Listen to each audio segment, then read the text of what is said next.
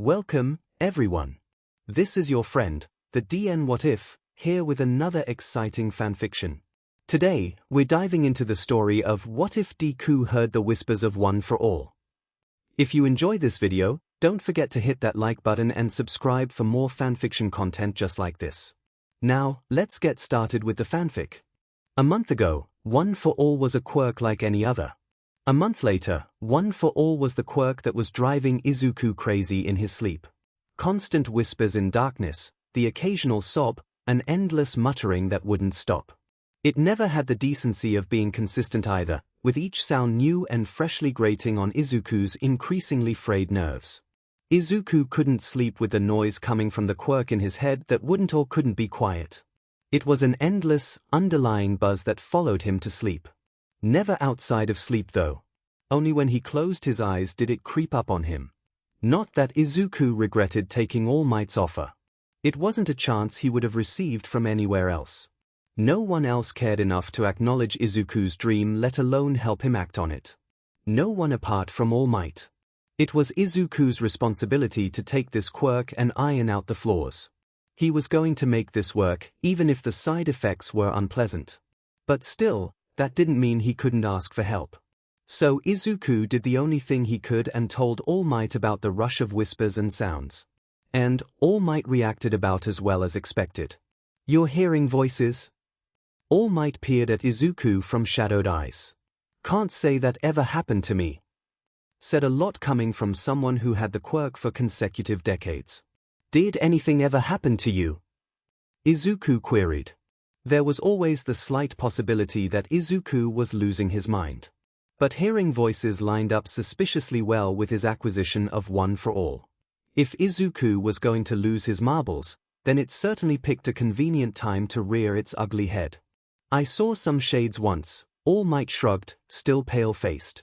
"But I never heard anything." "Shades? As in people shades?" "Shades. So, someone or something might be in the quirk." A quirk that was passed down to 9 people. Something had clearly been left behind in the transfer. It's a stockpiling quirk, right? At least that's what Izuku made of it. A quirk passed down a line of successors. A quirk so old it might have picked up a few quirks of its own along the way. "I dunno." All Might scratched his chin. "I saw shades and my master seemed to think people survived within the quirk somehow." His face darkened. "I never really had the chance to ask her about it, to tell you the truth." Izuku wanted to ask why, but something about All Might's taut expression suggested that now maybe wasn't the best time. Not when All Might had just found out his old quirk was screaming at his new student while he slept. "Do you know why she thought that?" Izuku instead asked with a careful sidestep, feeling the dull ache of fatigue in his bones. The sooner they could figure it out the better. UA was going to be a disaster if Izuku couldn't get his sleep together class started in earnest. "I'm guessing she at least saw the same shades I did. Maybe more." All Might shrugged, his face pinched. "Either way, my deepest apologizes, young Midoriya. I had no idea it was capable of being so disruptive." All Might frowned. Apart from the obvious strain, Izuku saw All Might verbally backspace. Yeah, blowing people's limbs off did come under disruptive, as a behavioral description. An extremely downplayed one, but a description nonetheless. "It has to be coming from somewhere within the quirk," Izuku hummed. "I wonder if there's some way of checking. Some way of plumbing the depths of One for All and finding a mute option so he could sleep without the quirk ringing in his metaphorical ears." All Might frowned. "This isn't really my area of expertise. I haven't ever really had problems with One for All before." Izuku really doubted All Might would be the way he was without some inherent grasp of the quirk's functions. It made sense that he, perhaps, had skipped over some of its less pleasant aspects. It was clear as day that Izuku was no natural with the quirk. There was no intuition to guide him on why a transferable quirk would be screaming at him while he slept. Unfortunately enough, there was also no academic or scientific information as to why that was happening either. All Might had hid One for All well, as had all of his predecessors. There wasn't anything online specifically to address this sort of problem, but maybe people with other types of quirks had similar problems. "I can try looking online, I guess." Izuku nodded to All Might. Almost everything about anything was online. There had to be something about digging through a quirk on the internet. Probability was on Izuku's side about there being at least a tiny indication to point him in the right direction. All Might, who seemed to be imploding from a wince, eventually spoke. I can ask my old teacher a thing or two about these strange sounds. I haven't spoken to him a while, but maybe he knows something from my master. There was less hesitation and more what sounded like All Might about to engage on a cross-country sprint to his expedited demise. Oh no, you don't have to dash. Yes, I do, young Midoriya. I gave you a quirk that's preventing your healthy sleeping habits from occurring, and now I too have to make an effort to correct it. All Might clapped Izuku on the back, and Izuku felt a surge of warmth. It was a nice feeling. At least until he remembered that he'd likely be perusing the Quirk Help subforum and held in a whimper. It was going to be a nightmare to filter the nuggets of gold from the surrounding material. It was the same old dream. The same old nightmare. So real. Too real. There he lay, what was left of his face pressed into a pool of his own blood. The pool where All Might left him to drown the first time around. All Might hovering above him for the final blow. It was nothing new, but still, All for One shuddered. He couldn't sob. There wasn't enough left of him for that to be possible. And he waited for the end to come. Except, it hadn't. It was late. All Might paused as though he'd been slapped with the pause button of the dream's universal remote. His frozen form wobbled, wavered and faded away in a curl of shadows. In his place stepped a far smaller shadow, striding ever closer with no distinct features that All for One could pinpoint. A faceless, shadowy mass with none of All Might's heft. What now? All for One muttered, dragging himself upwards with a battered body that was only a death away and resurrection from the reality outside of the dream. Not too far away considering the pain had never faded. It would never fade, even if he were to spontaneously regenerate tomorrow. Too much had been lost. It worked? Is it you? A voice whispered with a shrill ending. Was it a whisper? Or was it strain? Like the shadow was speaking from a stretching distance beyond the memories that created All Might. All for One froze. That was new. None of his dreams normally spoke, let alone spoke directly to him. It was rare to hear the voices of others. Some had faded with time. Others came and went on particular days. Others he'd never heard in the first place and likely would never have the opportunity of hearing in their lifetimes. All of them were ghosts. Is what me? Are you the source of the noise? The voice asked, its owner growing closer and finally, standing next to All for One's kneeling form, and it gasped before All for One could respond. Oh. I didn't realize that this is why. Almost like All for One's condition had upset the imaginary being. A shadow that didn't exist. The shadow that didn't exist had feelings. Or at least was extremely good at pretending it had feelings. It seems my nightmares have progressed into full-blown insanity. I'm hearing voices. I suppose I can finally add that to the resume. All for One snarked at his newly acquired hallucination. More damage that All Might had done. He doubted there was a working cure for foaming at the mouth insanity. If there was one so reliable, he'd have used it on All Might years ago. Insanity was all that could be said of All Might's behavior. All Might who staggered towards him, taking no heed of his trailing organs. A true zealot. Skills to back up what Nana Shimura lacked. But I heard you first. The voice exclaimed. I've been looking for why I couldn't sleep. I looked online and people said meditation can help with quirks that do weird things in their heads. I had to search Quirk Help on an image board, and that was as enlightening as it was disturbing. I really don't know how people make a hobby of reading that board with how many graphic accidents they talk about. It's interesting, but I think Mum would have a heart attack if she ever walked past with the page open, but the analysis is top-notch.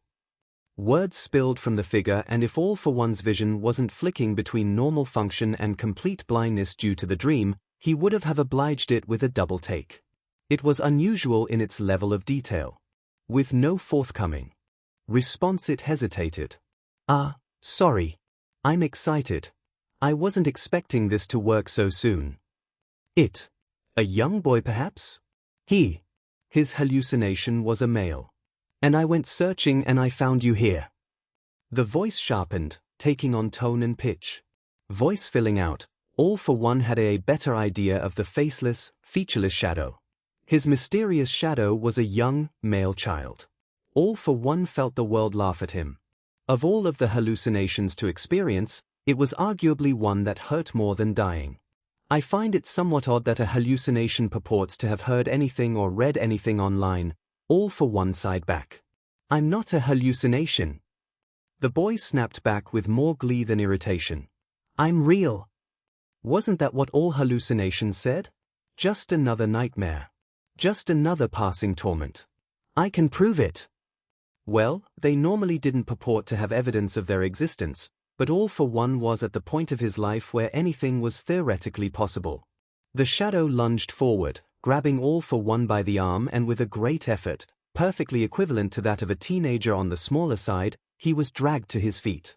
Still dripping blood, All for One could feel the figure next to him. Textureless, but with mass and heat. Form and mass without feature. How eerie! All for One practically slumped into the shadow, the agony of the past no less real with its presence. But the shadow was wonderfully warm in the way his nightmares weren't any. He felt it pat him on the shoulder with its free hand. My other nightmares feel real as well, All for One muttered. Perhaps it was because the memory of death was so acute, but All for One could feel every shattered bone as though it had happened only yesterday. This isn't real, though, the boy said quietly. Ah, there it was. An admission. All for One felt an uncharacteristic surge of pity for the shadow. Was this what happened when his dreams took on lives on their own? They tried to help, only to become trapped in their own form of horror? Of course it's not real now, All for One explained, senselessly to the faceless boy, but that doesn't make what happened in the past any less real. Or traumatic. Or life-altering. Immediately, All for One felt the boy stiffen under his arms. This is a memory? Yes, All for One confirmed. Because why not? It was unlikely to be the quirk of another. His quirk along had long deterred unwanted tourists from his mind. This boy had come from somewhere within, and All for One's stomach churned at the possibility. There was an extremely short list of possibilities, and that only furthered his misery. It doesn't change anything. Yes, it does. The boy shouted in relief. Why on earth was he relieved? Because it's a dream of a memory, the boy excitedly explained, and All for One, with the tried and true excuse of sleep deprivation behind him, stared blankly at his imaginary companion. Meaning? It was a reprieve, at the very least. A reprieve from his own suffering. His own arrogance. He wasn't the only one who paid the price for his miscalculation, but at least it was something. If this is a dream, all you have to do is wake up. The shadow bounced, and All for One tracked it up and down. If only it was that easy. All for One shook his bloody head, feeling it drip and splatter on the shadow, who wasn't the least bit bothered or taken aback. He'd already tried to wake up, and not once had it worked. Just because he knew it wasn't real didn't mean the damaged part of his brain had made and acted upon the same realization. He was trapped inside his own head for as long as the nightmare persisted. But it is that easy. You might not have tried it yet, the voice insisted, to All for One's indignation. Of course he tried, with absolutely no success. Here, let me try. Try? Try what? This. There was a beaming smile, and without warning, All for One was pinched on the arm by the ghost and snapped to awareness. Snapped to awareness in a world where his vision was filtered by infrared. Snapped to awareness in a world where he could still feel those phantom fingertips plucking at his skin. All for One ran his own hand over his wrist and shoulder, but the sensations remained. Sensei? The doctor bustled over, and All for One was at a loss. This was a truly new experience, for the first time in years. There was something in his head. Doctor, I don't suppose we've had any visitors since I've been occupied? All for One couldn't bring himself to add any sort of tone to his voice. While slightly better, the aching fatigue remained. The doctor frantically shook his head darting around as through glancing over his shoulder. No, Sensei. Why do you ask? No particular reason. I had an odd dream and I wondered. He wondered why the distraught boy in the dream felt so real. How it woke him up. Why it could hear him. Why the boy was in his head in the first place. Eventually, the doctor left and All for One dozed yet again. Infrared blinked off and his dizzying concoction of quirks aligned in such a manner that his brain slowed in preparation for slumber. Then he slipped into glorious nothingness. All for One could only feel the residual heat from a boy who wasn't real and an odd sense of loss. He doubted he would see him again. Good things never tended to last. Izuku bolted upright in bed in the wee hours of the morning and suppressed a shout of joy. It worked. It really was One for All causing a racket. He wasn't losing his mind. Sweet vindication. Over what, Izuku wasn't sure, but maybe it was his lack of confidence with an entirely different quirk to the norm. Maybe it was that he seemed to have found a solution in the first place and beat the odds. Many in quirk help weren't that lucky and paid the price for it in the long run. The forums were clear that some people had similar problems, but not the same problem. Whatever they heard was usually related to some facet of their quirk which had crystallized in a material form. That material form made itself known and the parties could negotiate whether in or outside of their head. Their quirks were, after all, extensions of themselves. To meditate was to enter a space where they could address their disobedient manifestation of the quirk. That was great for people who had always owned their quirk. One for All was different. One for All was the stockpiled energy, and potentially more, of numerous wielders of the quirk. One baton holder in a long line of relay runners, all sprinting down the track before the baton was handed off to another. Except this baton wasn't an inanimate object, but each person left a piece of their power in the quirk as it changed hands. Izuku was but one in the long line of runners. The quirk was his now, but it hadn't always been his, which left the problem of quirk history. With no family to question, Izuku would have to grill the quirk itself, which was a step beyond what anyone else in quirk help had experienced. It was seemingly beyond what anyone else who had ever held One for All had experienced, and now the task had fallen to Izuku to somehow document these strange properties. All he had to do was probe the quirk and hopefully answers would follow. How that could possibly happen was beyond anything Izuku had ever seen, but some quirks defied existence within statistics. Enough for quirks like One for All to be deemed urban legends, because quirks that could move from person to person weren't meant to exist in the broader population. But One for All still existed, which meant it didn't follow the standard rules. It made Izuku wonder if other quirks with similar transferable properties could exist. If One for All beat the statistical cudgel, then maybe another quirk like it had survived too. But even without One for All's context, it did raise other searing questions that were eating away at Izuku, who had a renewed sense of confidence. Who was the shadow apart from the other shadowy man? Who was the man in the pool of blood? And why was he in One for All? Why did he think he was dreaming? Why was there so much blood? Why couldn't Izuku feel any of it? Why was the shadow reliving a past trauma inside the quirk? Was he a ghost? A memory? A fragment of the quirk itself? Izuku had absolutely no idea. But he was about to find out. Another night, another nightmare in regulation fashion. Plastered to the concrete, waiting for the end to come yet again. All Might rearing back to plant a final fist into All for One's skull, and All for One lay paralyzed, waiting for impact. Boring if not for the flourishing re-emergence of the PTSD symptoms. Right on time as well. Then All Might exploded into a puff of Y-Spy black smoke and All for One's symptoms vanished with it. This must have been really traumatic, the boy's voice remarked, and his shadow stepped into view. It's the same dream over and over again. No variation. Same event. Same timing. Same everything. Scary. All for One blinked. You're not real, he whispered. It was a fluke the first time. Or so had been the perhaps error-ridden assumption. 1 point of data was hardly enough to plot a trend. 2 appearances though? Tiptoeing into territory where his senility was all but guaranteed. Not even the quirk he had for this exact purpose was helping. If I'm not real, then you're not real either, the boy observed, and All for One grimaced. What to do when the hallucination believed they were the one having the hallucination? Not much at all. It was every bit convinced that All for One was a hallucination as he was convinced the shadow was a hallucination. Let's pretend, for the time being, that both of us are real. They could pretend that All for One wasn't currently pelting on a steep decline towards neurological deterioration. His longevity quirk had served him well all these decades, but not everything could last forever. The shadow inclined his head. I guess? Okay. Then it perked up. Hi. I'm Izuku Midoriya, and I'm trying to learn how to use my quirk so it doesn't break half the bones in my body. I worked out how to use it only recently, so it's been hard.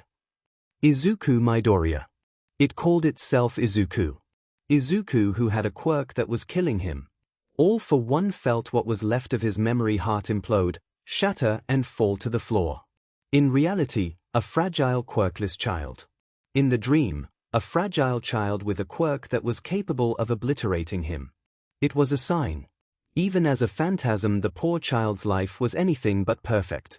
And he hesitated, because associating with one's hallucinations was poor practice in general.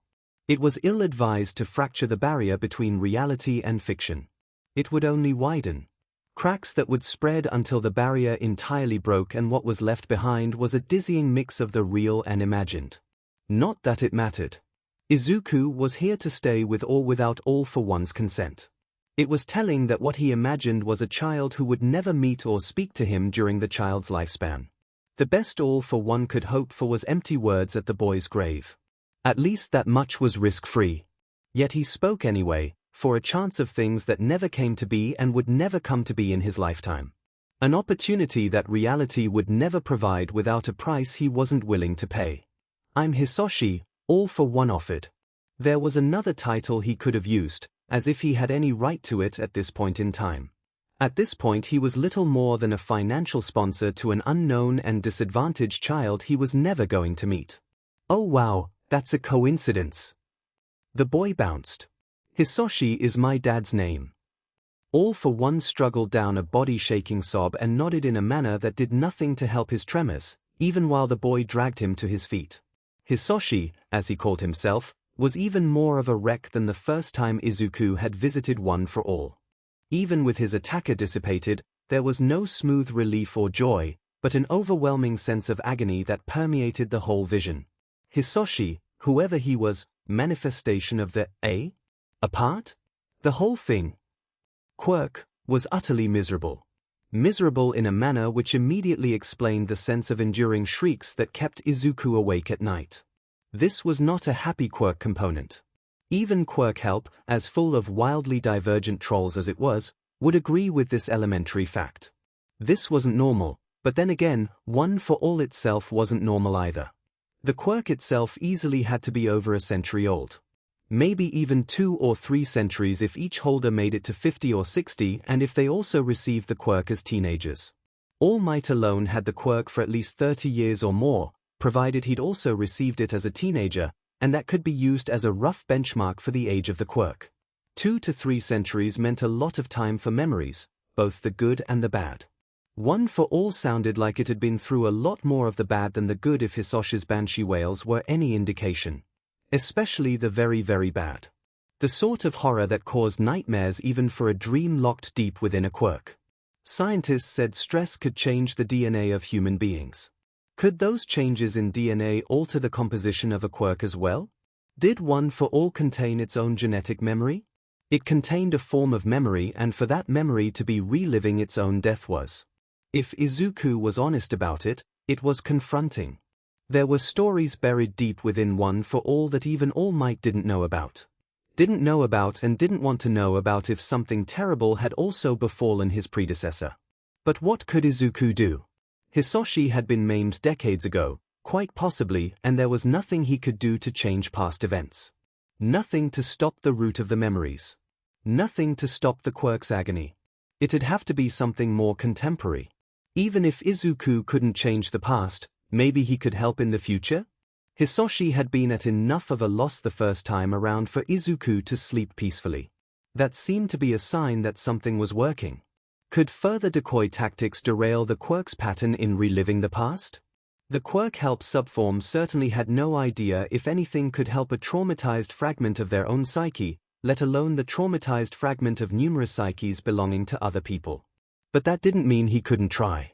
So, Izuku began and hoped for the best. He didn't have much else than hope at the moment. Quirk counseling wasn't an exact science, let alone counseling a quirk that originated and flourished in an entirely different person. Izuku didn't know people, but he did know quirks. So, the boy holding him by the shoulders bounced again. Quirks. Do you know why mine is breaking my bones?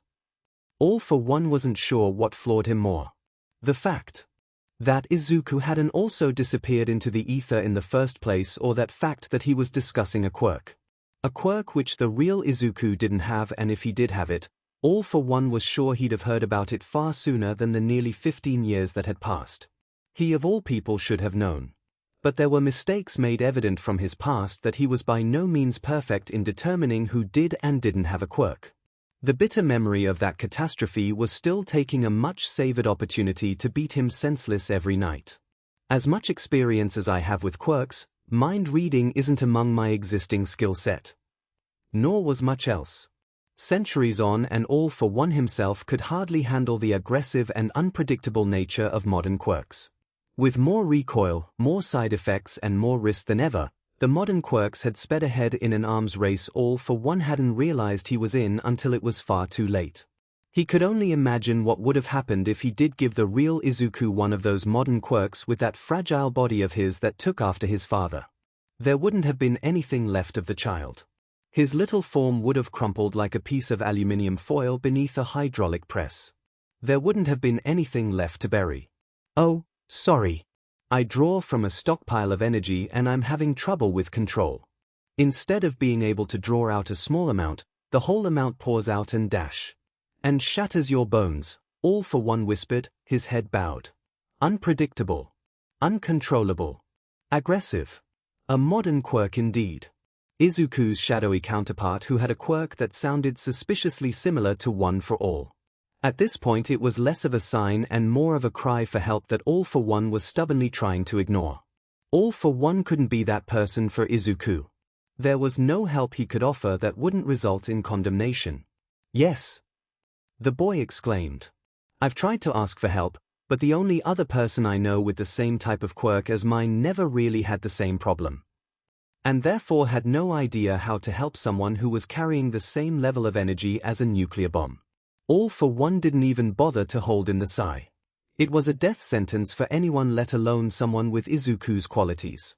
Talentless hack, he uttered. How did people live their lives with no comprehension of how an extension of their own body worked? Oh no, it's just he. The boy seemed to fumble, as if the struggle was more with finding the words than any perceived insults. I think his body handled it a lot better than mine. I have a birth defect and I'm not exactly regular per se. A birth defect? That didn't line up with what he'd been told about Izuku by his mother and the doctor. Then again, this wasn't exactly real. There was some deviation to be expected from the latest of his mental tortures. Perhaps his brain, in the midst of its damage, was trying something new.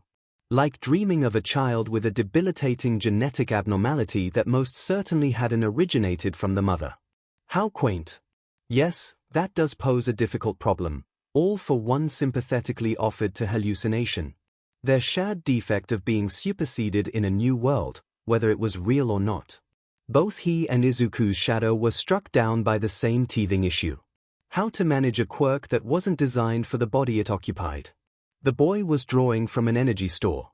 Instead of only drawing out what he could physically handle, the full extent of the quirk was manifesting behind his control, as newer quirks tended to do.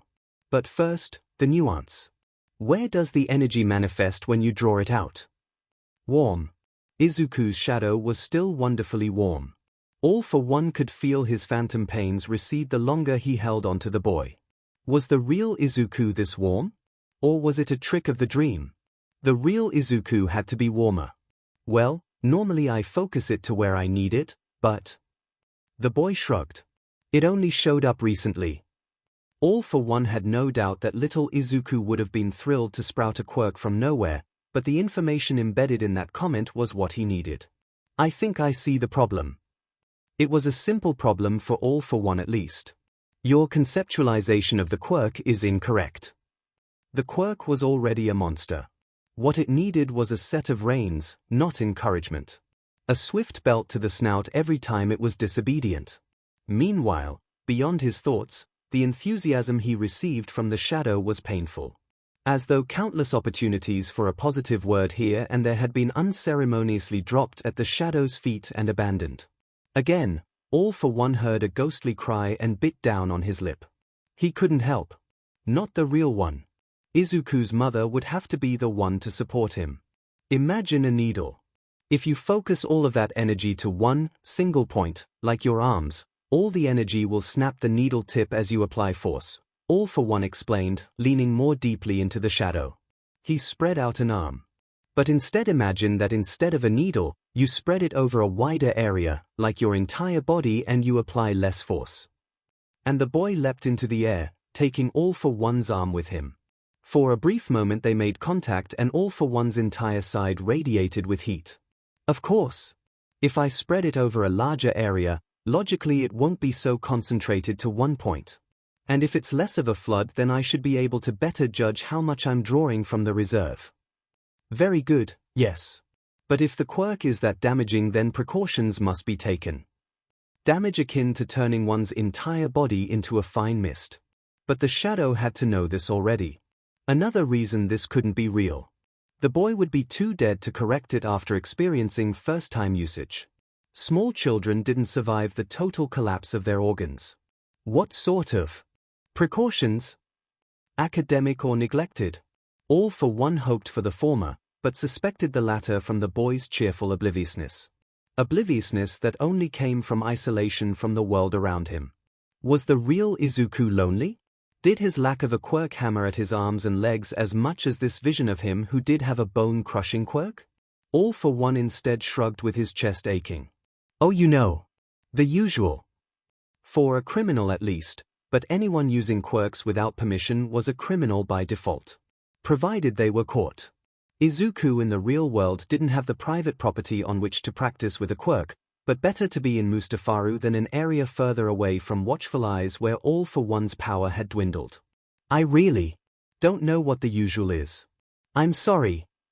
Not that he had anything to be sorry for in the first place. Details he couldn't have known if All for One's brain was attempting its best to anchor the hallucination to reality. When you practice, pick a nice and deserted part of a wooded area where the pro-heroes can't see or hear you.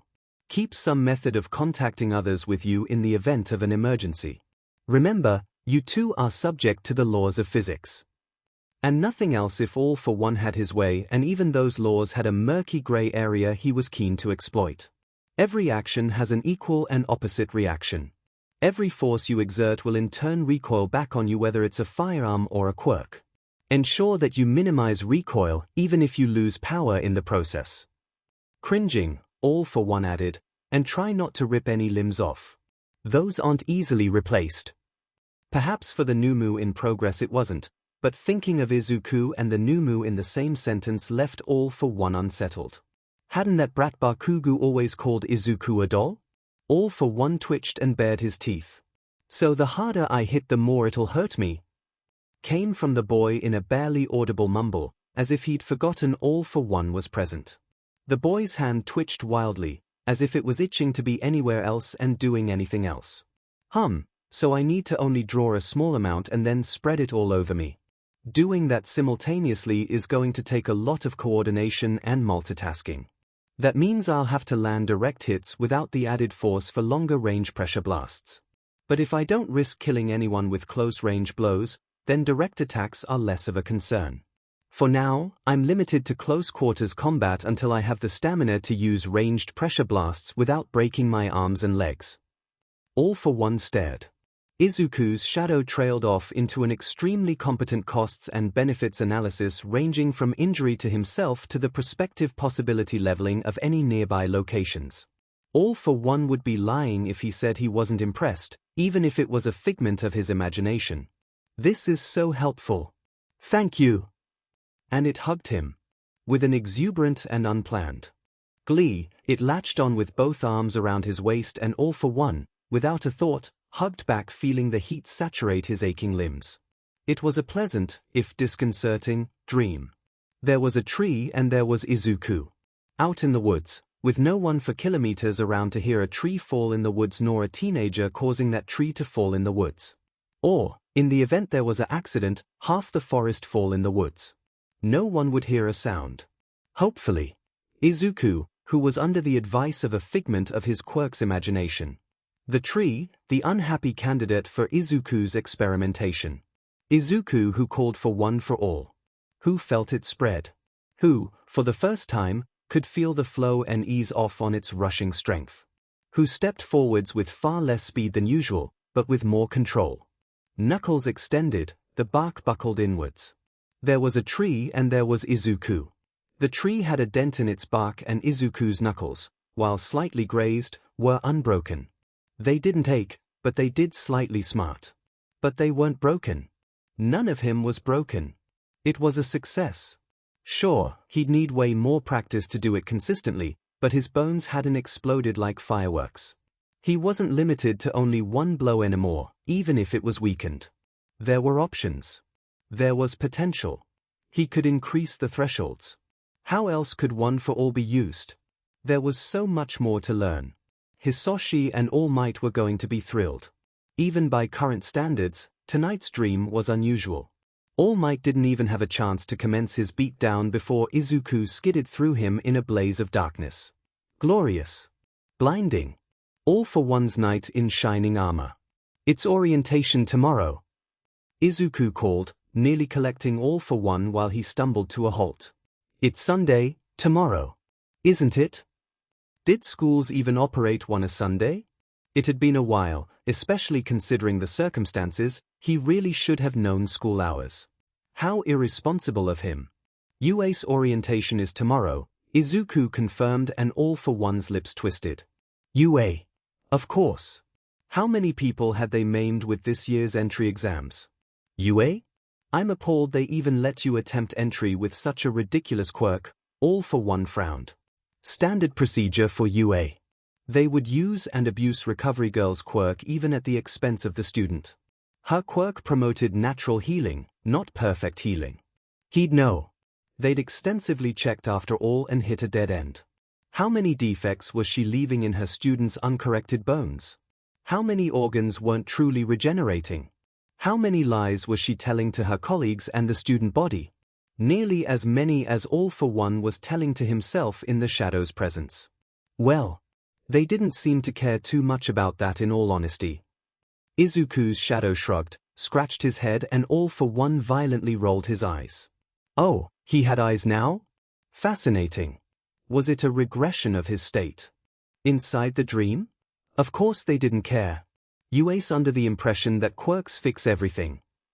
The irony that he was the one having to say it didn't escape him. In fact, it only made him more irritated. With something that wasn't real in the first place. Or was it? His hallucination was created with his own knowledge and the details the Shadow provided were so thoroughly unsurprising that All for One suspected bias. What happens at orientation? Apart from being introduced to the next generation of government lackeys and celebrity wannabes. Izuku would be thrilled by the experience and what made him happy made All for One happy. To an extent. Students had already died under UA's tender guidance. Tender in that their hands-off teaching practices resulted in more deaths than could ever be admitted for fear of a loyalist class action by parents. I guess the class meets our homeroom teacher. I hope they are better than my elementary and middle school homeroom teachers. All for One caught it. Uncertainty, suspicion, excitement, apprehension and fear. Was it the way the Shadow rocked uneasily? Trickles of hesitation of that dotted the conversation, speaking an old and familiar language in the ears of a veteran of the trade. There was always something, wasn't there? What was wrong with your old teachers? Incompetence? Bullying? Ineptitude? 15 years was a lot of time for a lot of profoundly foolish and downright idiotic behavior. Though All for One was sure there'd be a comeback for the stresses of teaching, as though running a criminal empire for numerous centuries wasn't, and All for One had never been so involuntarily incompetent. Tomura was a scapegoat, not a vanity project, and he'd deny it to the death if anyone ever asked. Izuku didn't need to say much. In fact, He got a whole sentence out before All for One felt his blood pressure skyrocket. Suspected quirklessness barely left Izuku's mouth before All for One was hissing, only inches away. Names and locations. Bigots. Harassed by bigots. An entry too idiotic to make the list. All for One wasn't fanciful enough to not see the crossover between reality and fiction in this instance. The real Izuku wouldn't have any reprieve in a poor district like Mustafar. Protected by UA and numerous pro-hero agencies? Certainly. To what extent? A traitorous voice whispered. Affected by the trappings of ordinary human decency? Hardly. What were these uneducated chimpanzees doing? Using the boy's suffering as galvanization for the talentless sods that would never amount anything in their worthless, pathetic, short-lived eke of an existence? Who was he kidding? Of course they did. And Izuku smiled? Did he see a smile through a brief parting in the mists? Thank you. That means a lot to me. I would like to hope others have expressed similar sentiments, All for One pointedly commented. Because if they hadn't. Not really. Kaken always used to call me useless, like a doll and… No one ever really corrected him. Izuku's feet shifted nervously and All for One felt a blood pressure he shouldn't have rising ever upwards. Really? Including your mother? Was this why Inko's messages were so lacking in detail? Was it sorry, Hisoshi, Izuku was being beaten black and blue but it builds character because he's quirkless and should get used to it sooner rather than later? So help him, if that's what it was. She knew they weren't being pleasant to me, Izuku meekly answered. She saw the bruises and scrapes. She knew. Did she? Bruises and scrapes, All for One repeated and saw Izuku take a step back and regretted his repetition only slightly. Why yes. Izuku. Oh, he knew he was coaxing, but his little dream, in whatever part of his head he occupied, never had the temperament to do what must be done without a little confidence. If Kaken ever calls you Deku again, be a dear and break his arms for me. And Izuku froze like an adorable rabbit in the headlights. Isn't that a bit overboard? Not really. A broken arm could be repaired. In comparison to being used in a live and full-scale version of Operation, it was a remarkably lenient option. The doctor was overflowing with work, but maybe Tomura would be amicable to a small chore. Of course not. If I was able to intervene, I'd have shattered both of his arms and repositioned them to a more suitable locale on his body. Also lenient, but his shadow was a skittish one. But such was the normal parental response to bullies, was it not? Even his brother had been worthy of that response, not that All for One ever told him it was him. In that instance it was better that accidents simply happened, even if it scored him twice as many suspicious glances within the week. Someone had to do it. It wasn't like his little brother did a terrible lot of self-defending. I think I'd get in trouble for doing that. Oh, what a sweet, naive shadow. He was only in trouble if he got caught. Ahem. Might I suggest a training accident with your newly found quirk? Perhaps an incident in a hallway with no witnesses? Or a convenient ambush between classes? All for One offered with the delicacy of a 5-star waiter offering the latest showings from the specialty menu. I'm sure I can think of other options to suit your needs. Instead of an answer, All for One felt the arms once more reach in for a hug. Thank you for being so nice to me.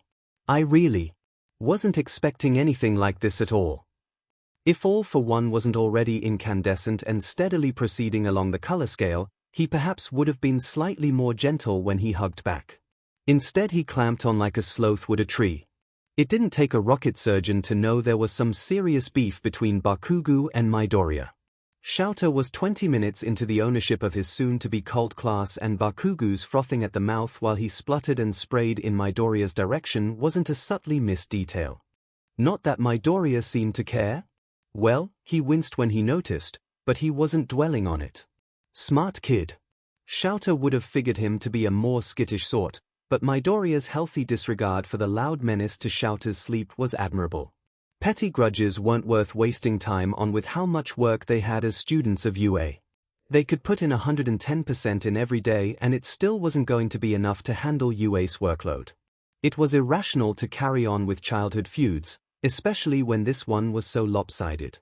Midoriya didn't care. He was leading by example here. If Bakugo didn't shape up, he'd be shipped out like the rest of the Zero Potentials. Scream about unfairness just as much as them too. Shame life's not fair. If these kids didn't work that out quick, they were goners. All Izuku had to do was throw the ball. With some spin he could make it go faster and further. As Hisoshi said, and All Might agreed, not everything was about the strength of the quirk, but the application and technique. Strength alone wouldn't be enough to deal with most villains or rescues when a single missed punch could flatten a building or bring a tilting tower to its knees. It was all about nuance. Rearing back, Izuku lined up his throw, one for all bubbling to the surface. Then it disappeared. Izuku's gaze immediately shot to Eraserhead. You didn't have to do that, shot out from Izuku, as he flashed back to Hisoshi's similar concerns. It was uncalled for when Eraserhead couldn't know that much about the quirks of the class. His data was outdated. Hisoshi on the other hand was frighteningly up to date. I saw what your quirk did in the entry exam, Eraserhead stated. The entry exam where a girl was about to be crushed to death without a single exam proctor in sight. Izuku shot back. Hisoshi could be somewhat pedantic and aggressive, but that didn't mean his points were necessarily bad. The exam didn't test prospective students so much as mentally torture untrained civilian children for reasons? Both Hisoshi and Izuku had scratched their heads over that one, and the idea of the exam progressively lost points for intelligence the more they dwelled on the concept. Did they think inexperienced teenagers weren't going to panic? Weren't going to lose powers they couldn't control while the adrenaline pumped? Hisoshi was right in calling the idea unwise, in a great many more colorful and kinetic words. They were asking for something bad to happen. Eraserhead continued to stare, but his hair dropped. You make a good point. Oh, he was sorta reasonable. That was nice. Then, right on time, Kaken chose to explode. Why the F are you wasting time on that Deku for? Kaken, if you keep calling me that something bad will happen. Izuku smiled fondly, Hisoshi's prompt suggestion coming to mind. He might be a figment of One for All's imagination, but he was already more concerned than most of the adults Izuku had met. Even if he wasn't real in the same way Kaken was, he was worth more than him. Izuku didn't quite rank Hisoshi as highly as All Might, but he was rapidly approaching it as a font of quirk wisdom himself, even if it was tempered by keen misanthropy. The F are you smiling for, you effing nerd? Bakugo swung. Shouter watched in slow motion. Bakugo's quirk stalled in activation while he lunged. Midoriya's quirk wasn't on in the first place. But he raised a hand to defend himself, the other still clutching the ball. He unwound his capture device and shot it towards the pair. Too late. Midoriya had already hooked Bakugo by the arm and lashed out with a foot. Bakugo sailed over Shouter's capture device, between a narrow gap in the folds. Snap. Shouter winced, heard Bakugo scream and the class collective gasp. Saw the buckled angle of Bakugo's leading arm. Saw Midoriya retract and take a step back with a wince. Shouter snapped his capture device back to him and rushed off to Bakugo's position in the dirt. I warned you that something bad would happen, Kaken. You can't run around attacking everyone you don't like, Midoriya said in careful, measured, practiced words, as if he'd spoken them thousands of times before. As if they'd needed to be said thousands of times before. That was interesting. Bakugo had been violent with his quirk before getting to UA. That wasn't in the kid's paperwork. It also wasn't in the paperwork that Midoriya was stone cold when snapping people like twigs. That was going in his file too, the smiling assassin. What the F is wrong with you, you Deku? Bakugo roared, even while he was stiff as a board. Just remember, Kaken. One day it won't be me. And one day, they'll break a lot more than your arm. Midoriya took another step back, the ball still clutched in his hand. Sensei, I think Kaken needs recovery girl. Shouter took a look at the pink-white protruding from Bakugo's flesh. Midoriya had a point there as well. Silence hung, even as he called for recovery girl. Not even a day in and 1A was already a nightmare. Toshinori shot a glance at Eraserhead. Eraserhead didn't even look at him. Keeping an eye on the new batch, all might. Eraserhead sounded like his soul had left his body. With no luggage and sprinting naked down the street while shrieking violently. Yes. I must say, it was most. Toshinori tasted the words. Most unexpected. It wasn't exactly a lie. Young Midoriya had told him about the mysterious and shadowy Hisoshi who lived with his shadowy killer, whoever could that be, within One for All. Hisoshi, whose dim, seething view of the better part of humanity left Toshinori strongly questioning One for All's all history. Hisoshi was not a happy quirk component. His life advice was suffused with the sort of vindictive savagery that Toshinori had come to expect from the likes of the mocking All for One and his toying with others. Hisoshi, fragment of One for All who deplored Yue's teaching practices, who deplored young Midoriya's previous teachers, classmates and everyone else who'd ever mistreated the boy. At some level, it made sense that the quirk would begrudge those who had harmed the vessel, but to manifest so abruptly? Toshinori had a sinking sensation at the troubles in Midoriya's past for the quirk to start speaking. Even the mental image of anything close to All for One, in reality or otherwise, made Toshinori's skin crawl. You mean Midoriya snapping Bakugu's bone through his skin? Eraserhead grinned mirthlessly. Toshinori cringed. That had to be Hisoshi's influence. Young Midoriya had always been a quiet, compassionate and contemplative boy. Not that he wasn't now. Now, with the quirk's encouragement, young Midoriya had a flowchart for dispute resolution and self-esteem. A flowchart which had been extensively, somehow, tested by the quirk who gifted it to him. Unfortunately for young Bakugu, Hisoshi's flowchart tended to end in grievously bodily harm for those who attacked with malicious intent, as was still legal without quirk involvement, much to Toshinori's surprise. Seeing young Bakugu's behavior though. I'm more concerned with young Bakugu's behavior. Why did he attempt to use his quirk on young Midoriya? Toshinori posited and Eraserhead's eyes narrowed. I was wondering that myself. But still past everyone, Toshinori mentally added. Something isn't adding up with Bakugu. Past middle school with flying colors, has not a single rescue point and not a single mention of his violent behavior in his school reports. Toshinori's own eyes narrowed even further than usual while in his muscle form. Young Midoriya made clear this was a recurrent problem. Kid's a flat-out bully if we extrapolate Midoriya's behavior. Eraserhead's mirthless grin was inching wider and Toshinori saw a cat stalking a particularly fat canary. And here he is at UA carrying on where he left off from middle school. On second thoughts, Eraserhead had passed Bakugu along with the rest of the class. Eraserhead wasn't stalking the canary. He was hiding the feathers and slinking off with a fuller stomach. I take it there will be discussions about UA's zero-tolerance approach to bullying and harassing behaviors. Toshinori almost nervously proposed. Had there ever been any discussion about UA's anti-bullying policies? UA doesn't have an anti-bullying policy, since they think adversity builds character. The maniacal grimace was growing. But I do.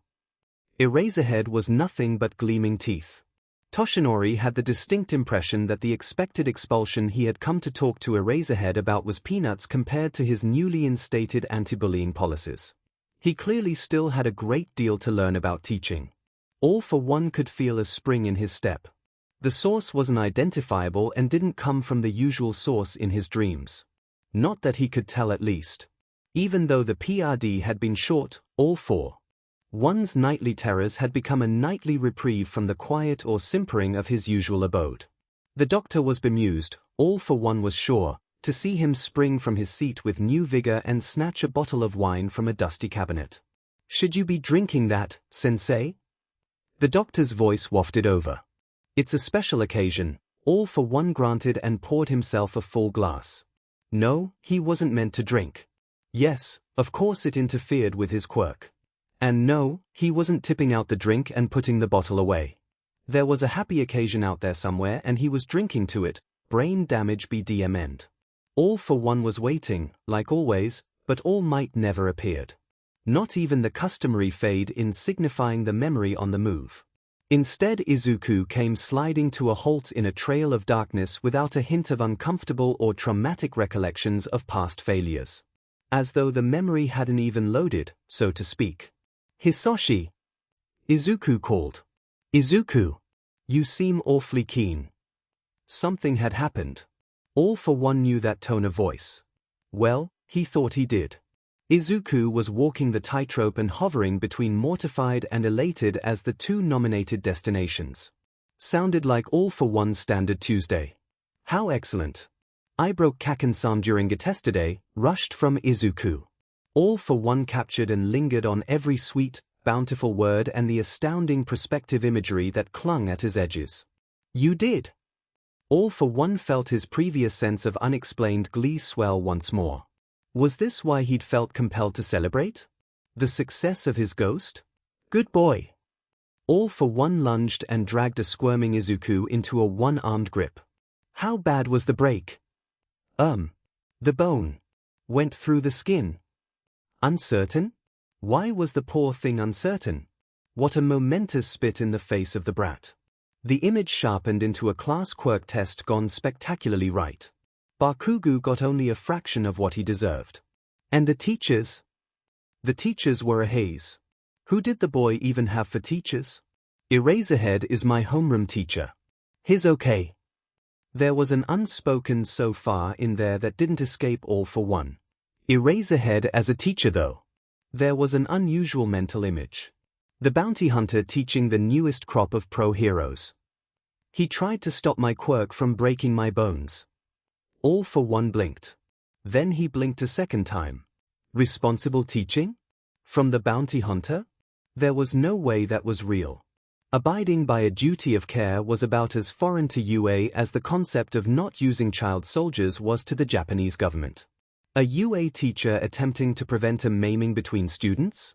Say it isn't so. Was Eraserhead not on board with UA's typical policy of ignoring quirk-related injuries? Maybe he wasn't part of that clique. An underground hero that was more bounty hunter than symbol of anything. All for One could at least respect the man's work ethic in achieving outcomes, instead of peddling aspirations like a certain symbol of peace. Yeah, I thought it was odd, but apparently it's a personal dislike. I wonder what happened. Izuku was earnest enough for All for One to hesitate. All for One could have told him that Eraserhead's classmate had been buried beneath a building due to one of All for One's own experiments, but that wasn't going to make Izuku happy. To the contrary, All for One could imagine All Might's instantaneous materialization to pulverize him back into the dirt, followed by curb stomping with prejudice. So All for One, with the subtlety of a brick to the face, changed the topic. I don't know. How did the test go? Did you make any friends? It was for the best that Izuku, fictional or not, knew precisely as much about Shirakumo as everyone else did. Yes. I came fourth, because it was starting to hurt a bit, but I met Uraraka and Ida. Izuku exclaimed. Fourth wasn't too bad for a delicate form. It certainly would have been worse if he was throwing the full power of his quirk around without restraint. They're really nice. All for One had his doubts. He'd seen enough pro-hero students to know that expectations of nicety were fanciful at best. Nothing like your old classmates. All for One raised an eyebrow and Izuku shook his head. No. They were very understanding about what happened to Bakugo. Once I told them that I had problems with my quirk, Emma started crying on me. I think they understood. Bright, cheerful and not terribly deterred by Bakugo's happy misfortune. Now All for One had to do was keep it that way. There only had to be a slight change in the class plan. So Minor Shouter doubted the kids with older siblings who'd been through UA's curriculum would notice unless it was spelt out to them. All Might, thankfully, was on board with the plan, even if he was slightly bemused about a detail change, but All Might always seemed slightly bemused, so who really knows what he was thinking? That was fine. Shouter did like a good logical ruse. Needless to say, he was shocked when he found that All Might liked a good logical ruse himself if it provided the right sort of outcome. The things you learnt about people when you did the job a little bit differently. Maybe Shouter had been going about this the wrong way. The task this time around, Toshinori dramatically announced, is a hostage rescue. The class knew there was the tang of wrongness in the air. The slight movement of the grass. A reverberation from the concrete. The faintest breath of air extra whispering in the space. Like prey sensing the hungry stalkings of an apex predator, the class twitched. Young Bakugu in particular was throwing glances over his shoulder as though the air would take physical form and pounce. Poor kid. He had absolutely no idea. Toshinori took a step to his left. The class gasped. Toshinori's permanent grin inched upwards. "Hi kids." Eraserhead's eyes burned and his wide toothy smile was anything but friendly. "Ready for today's practical?" Eraserhead certainly was, and all of the intense and reckless endangerment of life that was sure to follow.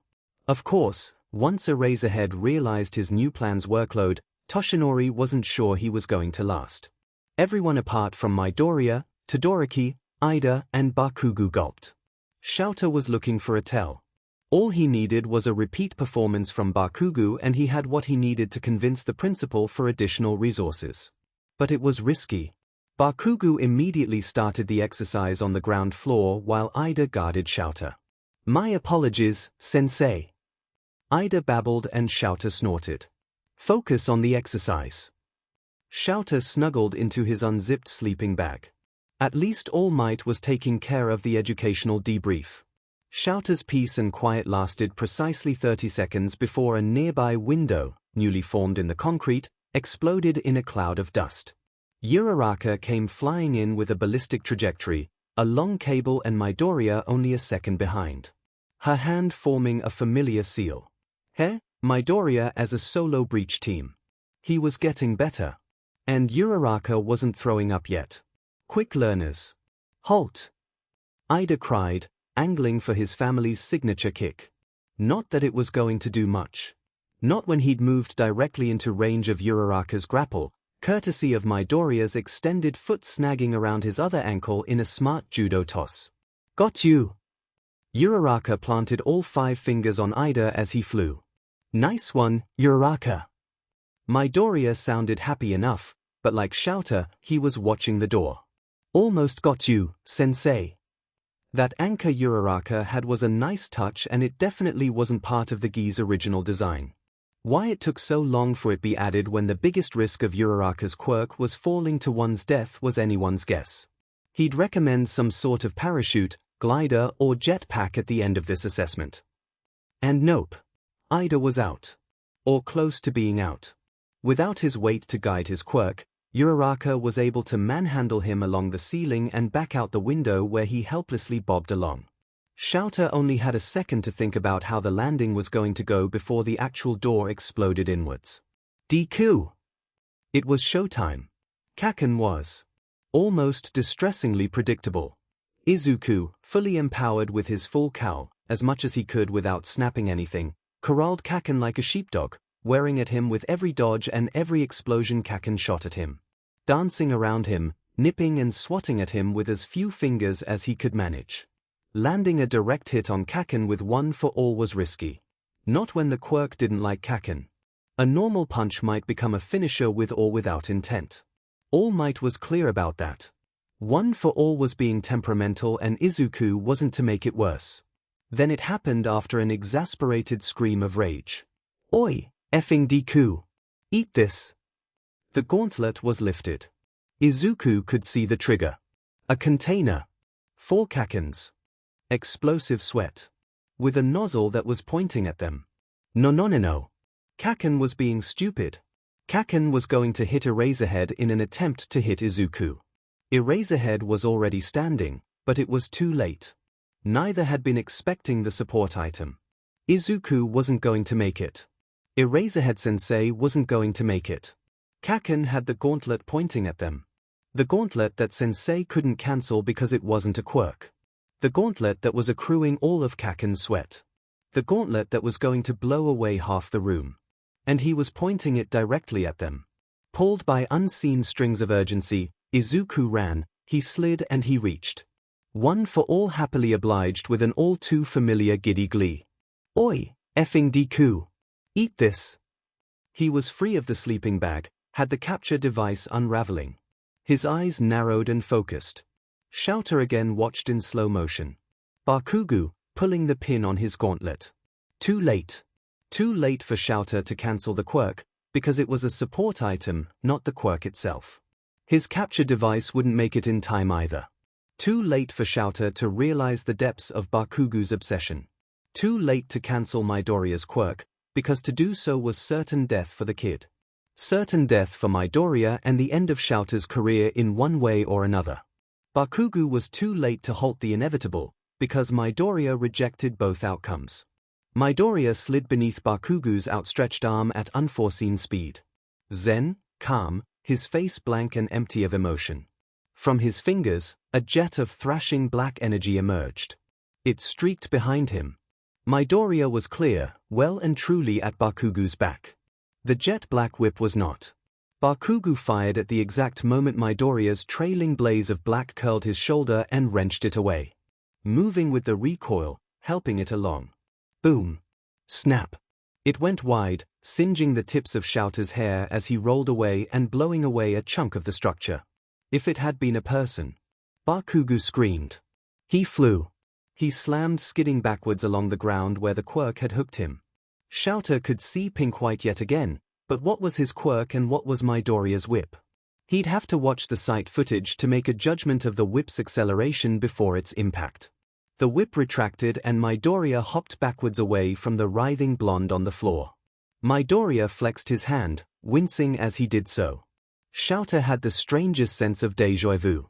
But he had his evidence. Bakugu had tried to grievously wound Midoriya at best and kill him at worst. And almost taken out Shouter in the process. And Bakugu was here. At UA. With the entirety of Japan watching their newest crop flourish under the tender administrations of the school. Flourish was a subjective word, clearly.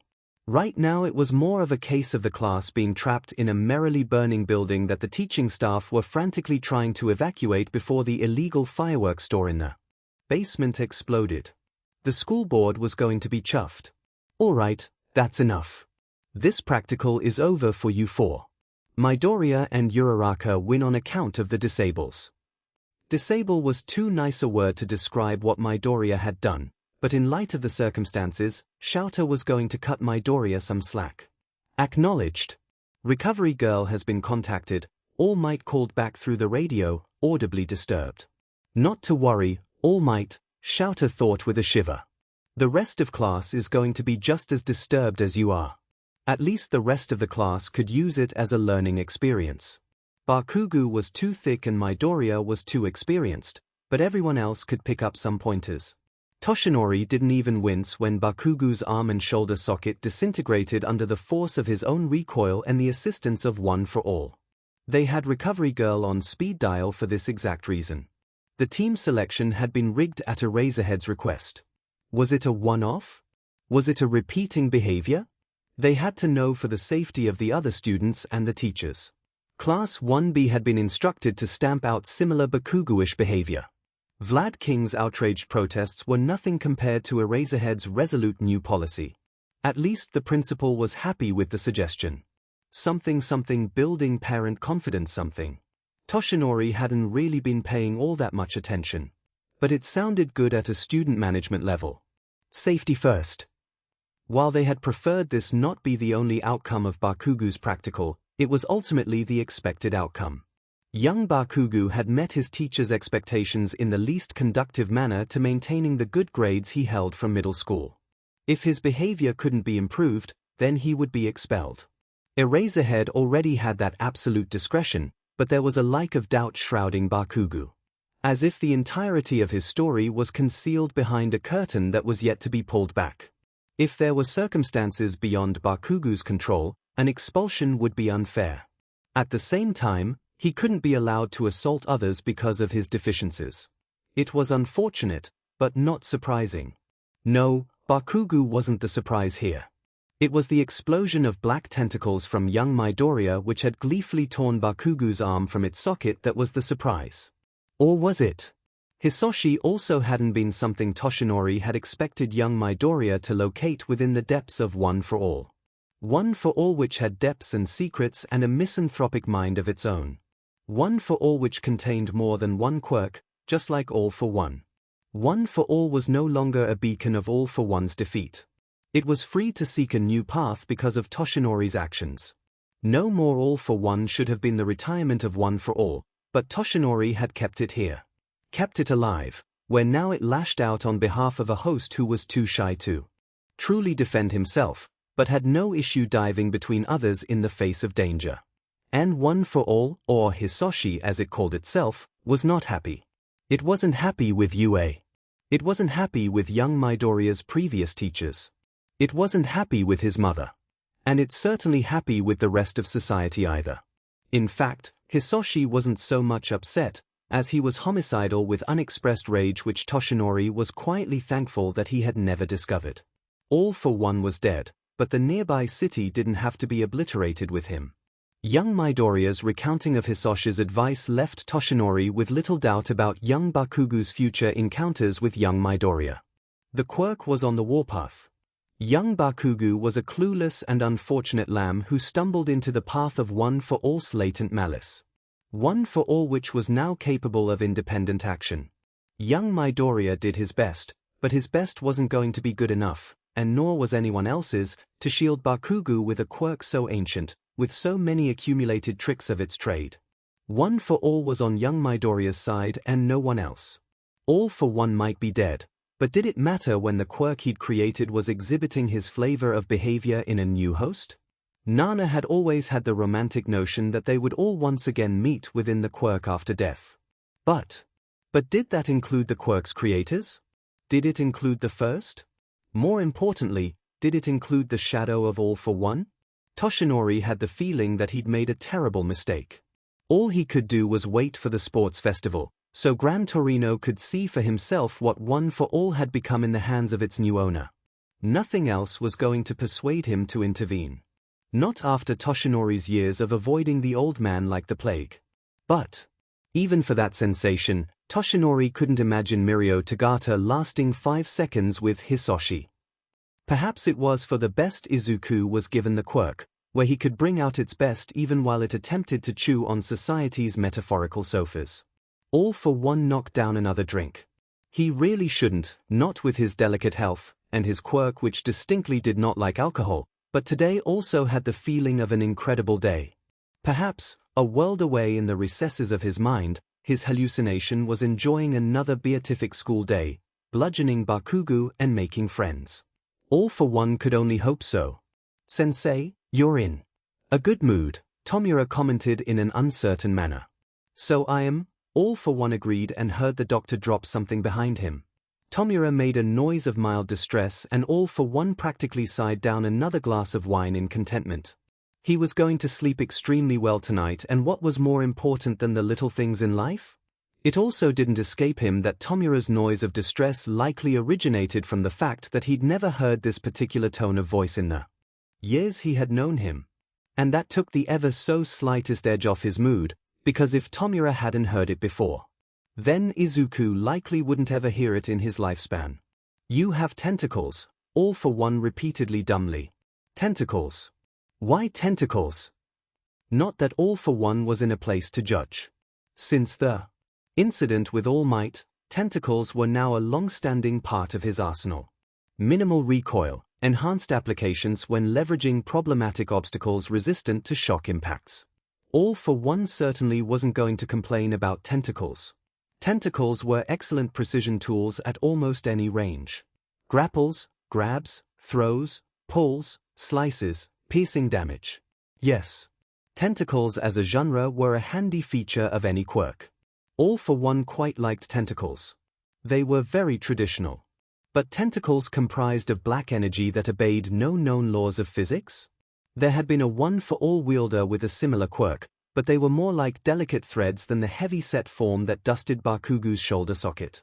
Again, Bakugu had always been slow one in All for One's eyes, but this was remarkably short-sighted.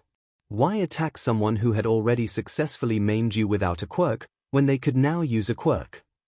If that quirk had received a healthy dose of trigger, All for One could trick himself into seeing a link between that old quirk and Izuku's description.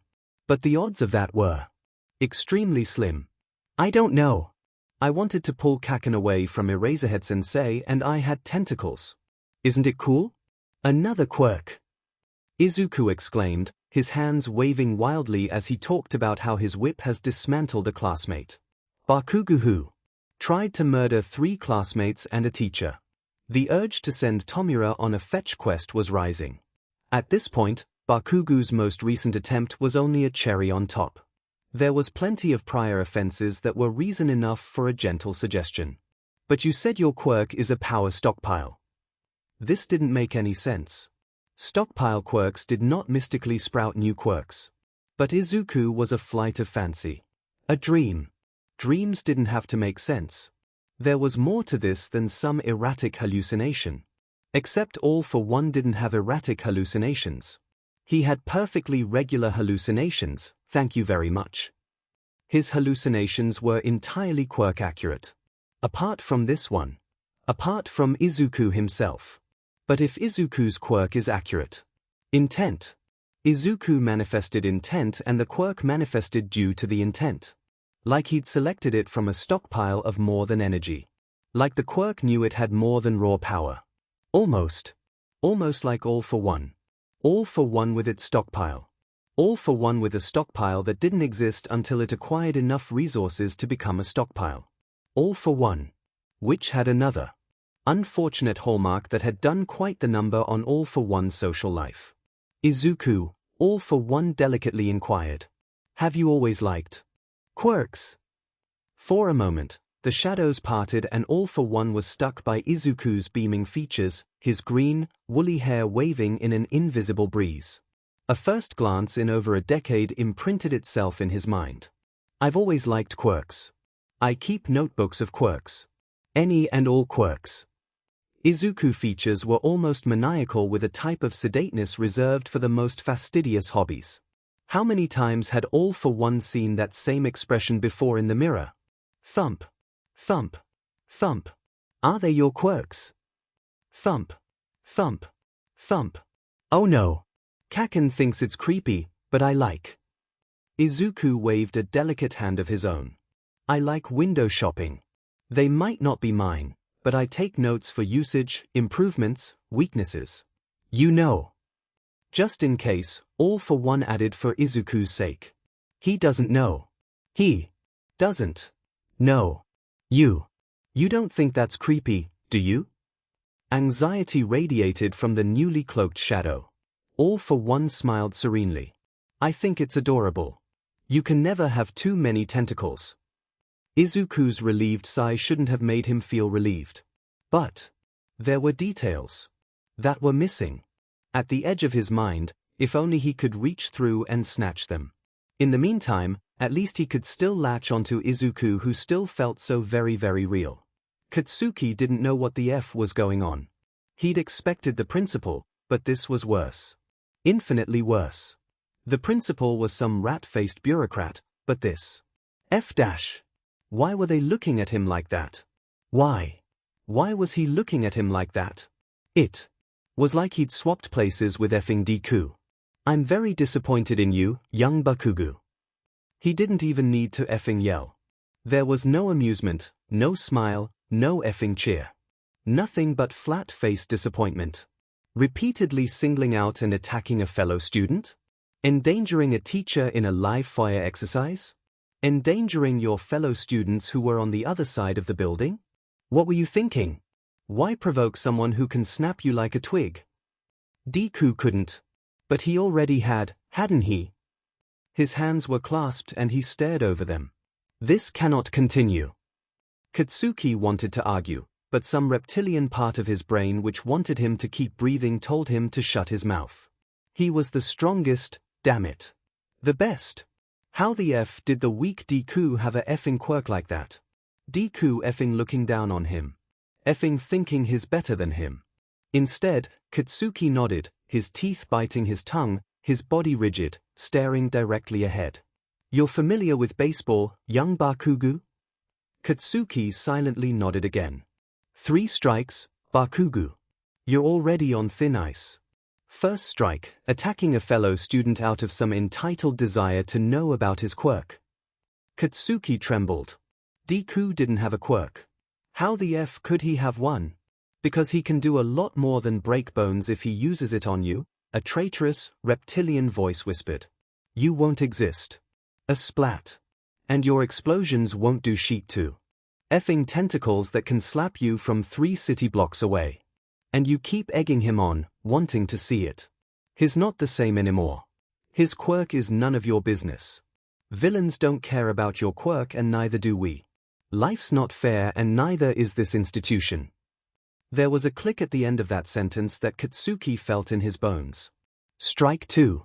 You almost killed the same student, a teacher and 2 other students who were following the rules of the practical. He shouldn't have that hiss to his voice. It was unnatural. It wasn't right. Strike 3 and you're out. One more incident. One more derogatory word. A single, solitary outburst. And I will personally see to your expulsion. You will never use your quirk in public or against another person outside of our exact instruction again, or I will personally see to you having the smallest cell the government has on offer. He leaned back and Katsuki didn't doubt a single word of it. I hope I'm clear. Katsuki wasn't crying. He wasn't. There was something in his effing eye. Yes, All Might. Good. Eraserhead wants a word with you as well. Eraserhead's lips parted like a effing shark's. Effing great. I feel terrible, Toshinori confessed. Eraserhead snorted. Don't. He almost killed 4 people. His middle school and parents spent too long babying bad behavior. To a frightening degree, nonetheless. Young Midoriya had almost died. For what? Why throw everything away for a petty, one-sided grudge? Didn't he want to be a hero? The boy's rationalization for why he was here was inconsistent at best and nonsense at worst. Eraserhead was still entirely right, and Toshinori felt his own face frown while nodding, but it doesn't feel right? Eraserhead smirked.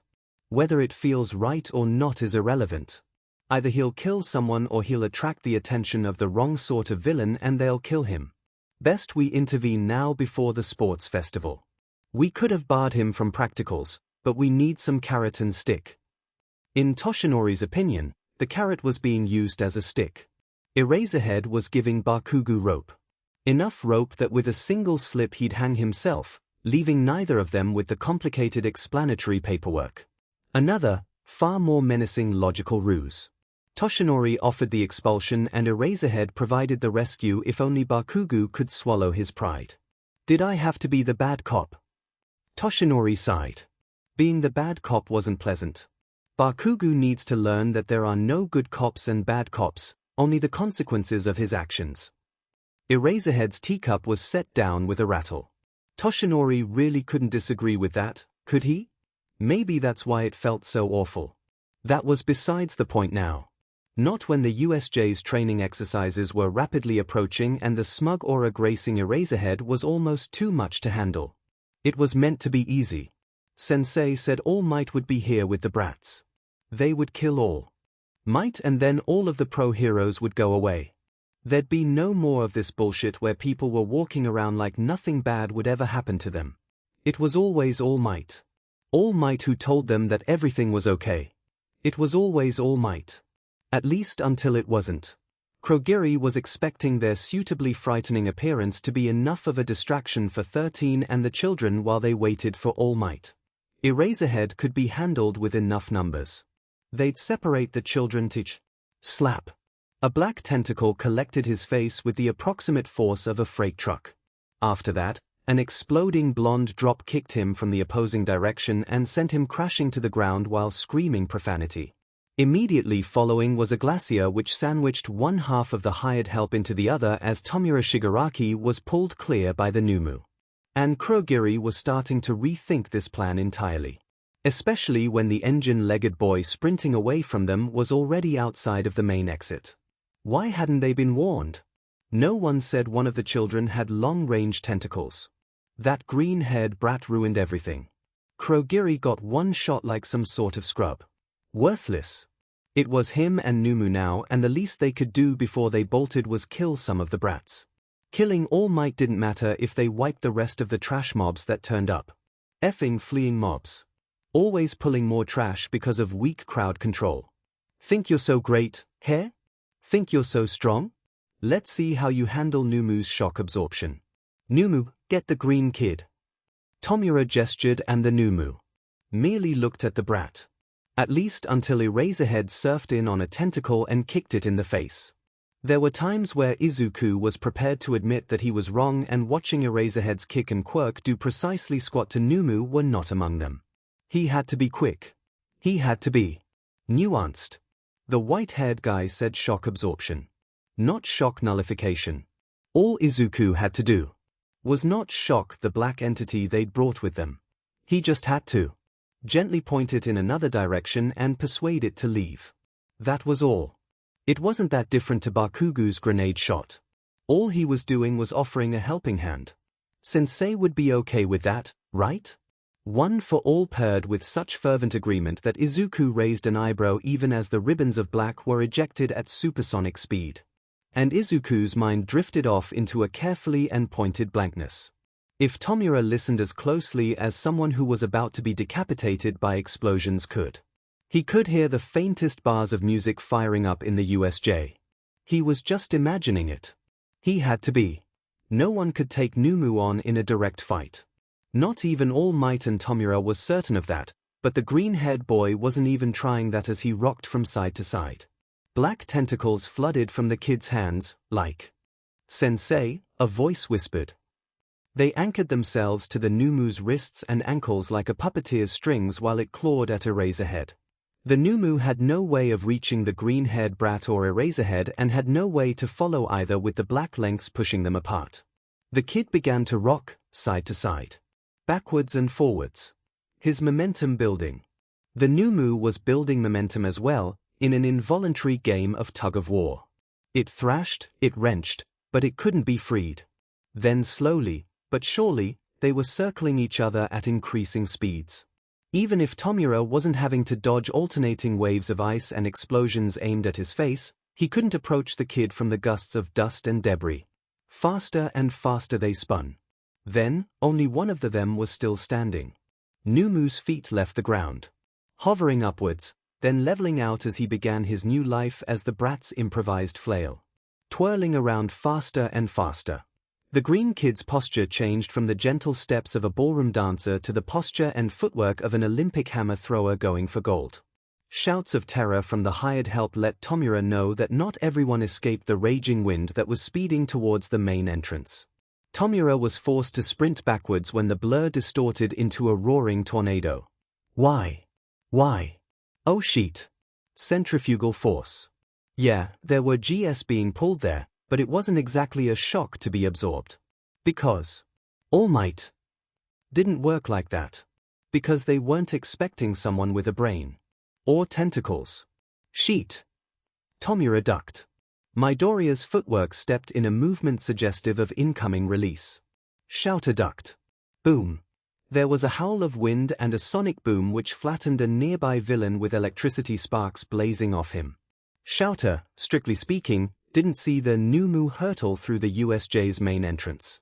But he did see the gaping hole in the wall it left behind.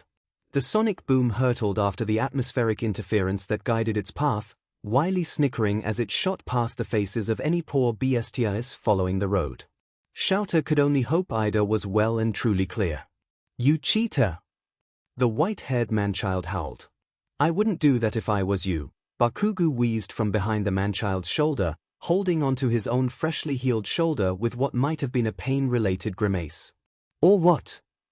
The manchild lunged for Bakugu, Shouter's eyes following his every step.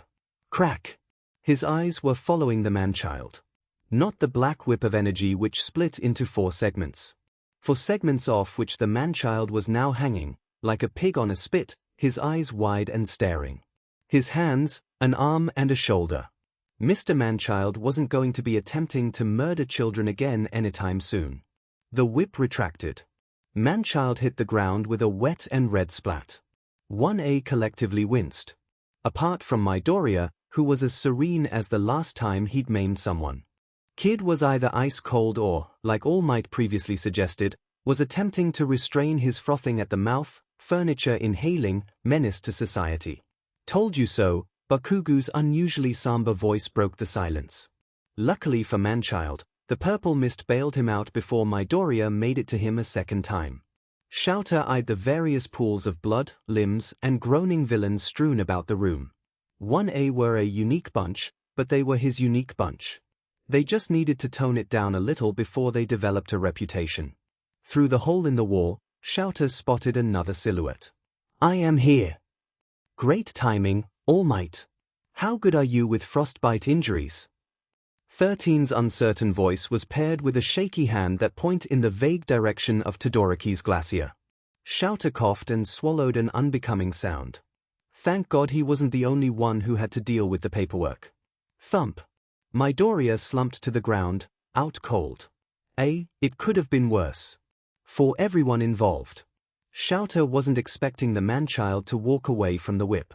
All for One's afternoon glass of wine was interrupted by an unidentifiable rain of liquid and a groan of pain. That didn't sound good. How did it go? All for One enjoyed the sensation of swirling liquid in his glass. At this point, All for One wasn't expecting much from either side. Best not to get his hopes up. As such, his approach to Tomura was much the same as his approach to the occasional soap opera that would invade regular television hours. It was too inconvenient to change, but hopefully had an entertaining episode somewhere in the serial. Some green-haired brat shot me with his tentacles. All Might wasn't there. Tomura wheezed. All for One froze. Tentacles? It couldn't be. No. There was no way. It was like a black energy whip, Sensei, Kurogiri's voice advised. The boy ejected Numu from the premises as though he was participating in an athletics event. He then speared Tomura Shigaraki with the sharpened endpoints of the tentacles. The rest of the help were annihilated by the rest of the class and Eraserhead. A green-haired boy. With a black energy whip that functioned as tentacles. Who impaled Tomura. Who slapped around a Numu designed to expunge All Might from reality. Faintly, in a dreamlike state, All for One whispered to his unaware audience. Was his name Izuku Midoriya? He could hear Kurogiri frown. Yes, Sensei. How did you know? All for One smiled against his will. His brain screamed. It sounds like something he would do. His real. Izuku Midoriya was real. Izuku Midoriya was real. And had his quirk. All for One laughed, fully aware of the doctor scampering off behind him and Tomura's confused gurgle of pain. Detective Tsukochi was remarkably understanding for a detective who'd just been informed that a teenage boy in his first year of hero school had slapped a grown man 60 or so clicks down the road, and nearly taken out a farmhouse in the process. How exactly did he manage this? The detective asked, slowly and carefully, like his intonation might change the answer. Leverage. Eraserhead was as concise as ever. Leverage. Leverage, Toshinori agreed. How much leverage? Hammer throw leverage. He smashed the world record for the Olympic gold a few times over, All Might. You can't seriously expect us to think a hammer throw alone went that far. Tsukochi tapped his notepad. Force equals mass times acceleration, detective. I didn't even see the perp when Midoriya let go. Eraserhead was the sort of casual that invoked suspicion in everyone who looked at him. Including Toshinori, who could only boggle at the replay footage retrieved from the facility's cameras. One for All needed a muzzle before it savaged the nearest petty criminal. Right. Tsukochi closed his notebook, with an expression that conveyed I don't believe you for a second, but there's 20 other people backing you up and we don't think we'd win if we went to court. Well, if you could let your student know to be more careful in future, it would be greatly appreciated. He already knows, but he's a student in his first term of hero school, detective. Are you suggesting he should be practicing illegally to better hone his skills? Toshinori watched Eraserhead with awe. No, I wouldn't dream of it. I understand that he's only a new student. But the silent then why are you prompting him to do better when there's no way he can do better filled the silence and Toshinori took a moment to appreciate the technique. Never mind. I'm sure you all have it well in hand with the lack of injuries. We do, Eraserhead confirmed with a grin. That will be all. Thank you for your cooperation, gentlemen. Tsukochi bowed. Happy to help, detective. Toshinori boomed and saw Eraserhead wince. If only he knew. Oh well, all in good time. All Might didn't get the opportunity to pulverize All for One. The nuisance's hulking figure immediately deteriorated and was replaced by a new and improved feature of All for One's restless psyche. One that happened to be very real. All for One dove on Izuku the moment he appeared in their shadowy dreamscape. Wow, that was quick. All for One crammed down his enthusiasm. How was school? He enunciated with the control of excited kindergartner. Not great. And All for One's face fell. Today was the day. The day where All for One could perceive for himself exactly what the very real Izuku's quirk could do in the real world. Should it have been joyous? He wasn't sure after reading Yue's report and reviewing the footage from the USJ. Izuku's real-world applications were inventive and visionary in a manner that left the good doctor weeping puddles onto the floor. What good was shock absorption when Sir Isaac Newton's laws of physics were the deadliest application of a bludgeon in the known universe? Truly, it'd be back to the drawing board if they were to counter not All Might, but a small child who'd be granted an honorary doctorate in applied physics within the next month of publication if the video ever went public.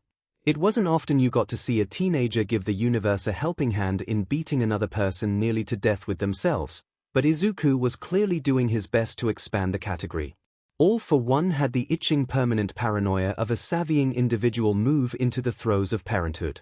It was this feeling that almost had All for One writhing in his chair like he'd been accosted by a nest of unusually large fire ants. It was the first task of the sports festival and All for One knew it wasn't going to be anywhere near as smooth as the organizers would like to assume. Izuku was involved and nothing involving him was in any way simple. Izuku's nonchalant jog towards one of the death machines designed to splatter him into the dirt was perceived by many commentators as foolish. All for One, who was now one Numu less, knew when to brace himself. The moment Izuku's hand extended, All for One had a prescient feeling of someone stop him before it even happened. Izuku was there, then he and the robot towering over him was not. The robot's amour was present. Then it was not. Nor were both arms. Nor were the arms of the robot standing next to it. All three disappeared. Boom. Then the two robots collapsed inwards and Izuku was nowhere to be seen. Holy crap! Cameras, eyes to the sky. There was Izuku, sailing through the air, armor plating tucked precariously under one arm. Every now and then, as he descended, his whip would touch the ground and he'd vault skywards once more. The rest of the class wasn't even in the camera's field of view. There was a gorge, not that All for One would have noticed if the camera hadn't briefly panned back to the stragglers before refocusing on Izuku. Izuku hopped it with a tentacle. Oh, we're coming up to the minefield, folks. How will Midoriya handle it now that can't land his vault? He's making this look too easy. Someone stop him. Present MIC screamed and All for One winced. Fat chance of that happening. If Izuku retaliated, they'd be wiping them off the walls. But how would Izuku land? Oh, finesse, he wasn't intending to land. All for One knuckles turned white. On the approach, Izuku shot up almost vertically, the armor plate positioned beneath his feet. A net of black spewed from his hands, burrowing into the ground. Landmines rolled together like a tumbleweed and massed. Izuku was falling. Falling. Then he pile-drived his plate into them. Boom. The view went white. Where's Midoriya, folks? All for One didn't need the camera's focus to resolve before a telltale chain of booms moving away from the microphone spelt out Izuku's plan in dreadful detail. Blasting along from mine to mine, his tentacles steering his makeshift sled along as pitched up and down, Izuku practically skated along the field and into the tunnel. The king of explosions had lost his crown, beaten by leverage and a plate of metal. All for One savored his mental image of Bakugu's impotent reaction. Sensei didn't laugh. Well, he rarely laughed and not in the unhinged way he was now. Tomura didn't want to use the word disturbed, but what covered it? Creeped out? Weirded out? Spooked? Unnerved? All of them at once? Sensei was effing disturbing. Laughing at a kid who was rocket jumping to victory? What? The kid was insane, not funny. Was he even worried about the fall damage or the recoil from the landing? But Sensei knew this kid, and even Kurogiri didn't know this kid. This kid who popped out of the ground and threw Numu into next week. Midoriya was disturbing too. Disturbing because he didn't seem to care about what he was doing. His face a mask of concentration, his quirk a bloated mass of congealed nightmares. The cavalry battle wasn't going well for non-team Midoriya. They brought guns and knives to a trip fight. Midoriya's high-speed repositioning of the mount was more pant-shitingly terrifying, even as someone watching, than it was impressive. The pink-haired one would reach out a hand, then Midoriya would blink away and smash them back to the ground with prejudice. Leaping around the arena. Tripping, snatching, harassing. Midoriya wasn't out to dismount anyone, but he didn't need to when a well-placed single thread sent Todoroki's entire team bouncing along the ground in a mad scramble to find their feet. He didn't need to grab any headbands with that effing shadow sneaking in and out of the chaos without a sound. Or that girl with the goggles who had something that was shooting, something else that was burrowing into the ground and exploding at random intervals. The Ida family member tried to rush Midoriya and ended up shrieking from within a tangled spider's web that Midoriya was surveying with interest. The camera zoomed in enough for Tomura to see that Midoriya commented on whatever, and to show, in great detail, the shadow yanking back on the web, before it fired Ida into his team like a bowling ball. No, Team Midoriya didn't need to dismount sheet. All they did was drop some tripwire and let the laws of the universe curb-stomp the other teams with big D DPS and crowd controls. Who the hell is Izuku Midoriya? And why was the USJ the first Tomura had heard about him? All for one wasn't sure what was more entertaining. Watching Bakugo's new career as a flail or listening to Tomura's mumbled, half-intelligible commentary. That kid must have all of his points in dex for a move like that. It was almost a disappointment when the timer ran down and poor Izuku staggered under the combined weight of the amassed headbands. Success was clearly weighing him down at this point, and his relief at their removal was palpable. Not only had they come first, but they thrashed the opposition so soundly that an intermission occurred to allow all of his victims to be attended to by Recovery Girl. Truly an inspiration for all parts of the industry. That is how it was done. None of this namby-pamby giving people warning. You had to wipe out the competition quickly and decisively. Not that Izuku's year mates had learnt this rule as they agonized through their own mediocre tournament rounds. The suffering he endured for just a whiff of competent capabilities. "He's a savage, sensei," Tomura muttered with a scratching sound, which would have been out of context had he not still been talking to himself well after the second round had ended. How the hell are we meant to get around that? Good question, Tomura. In order to deal with All Might, you must first deal with the bulwarks shielding him from his death. Like the 5-foot teenage boy who was firing the equivalent of antimaterial rounds into his fellow year mates. If that's what he was doing to them, All for One shuddered to think at his plan for Tomura to encounter All Might.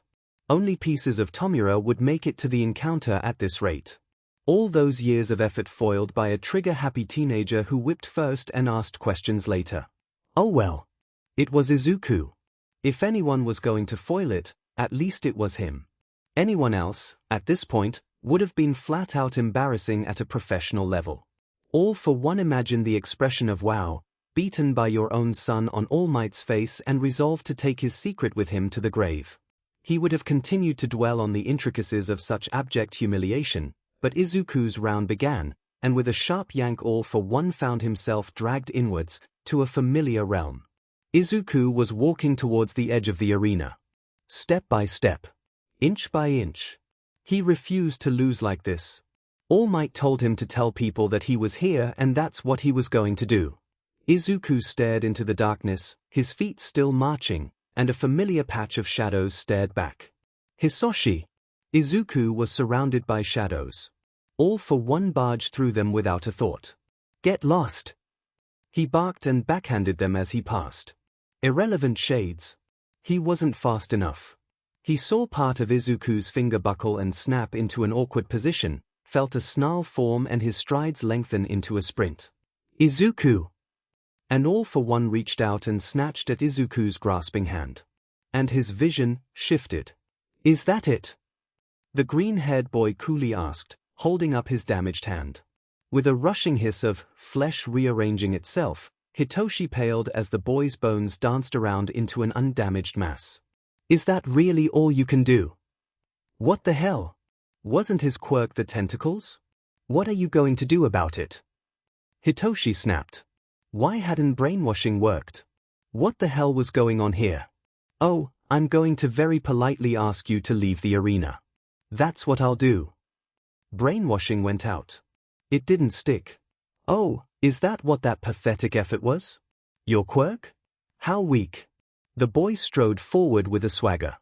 I'm asking you to leave the arena. I'll count to 10, and if you haven't left by then, I'll have to provide you a helping hand out of the arena. Hitoshi heard the boy's frosty voice count. 1, 2, 3. His feet were moving without the rest of him. The rest was trapped within the beating of his heart, which clawed and clenched at his ribcage like they were bars in a prison. 4, 5, 6. He wasn't going to make it. He wasn't fit enough. His breath too short. His sprint too anemic. 7, 8. Midoriya's tentacles were unraveling, bordered by an unholy red gleam that crackled along its growing length. 9. Hitoshi threw himself. 10. Crack.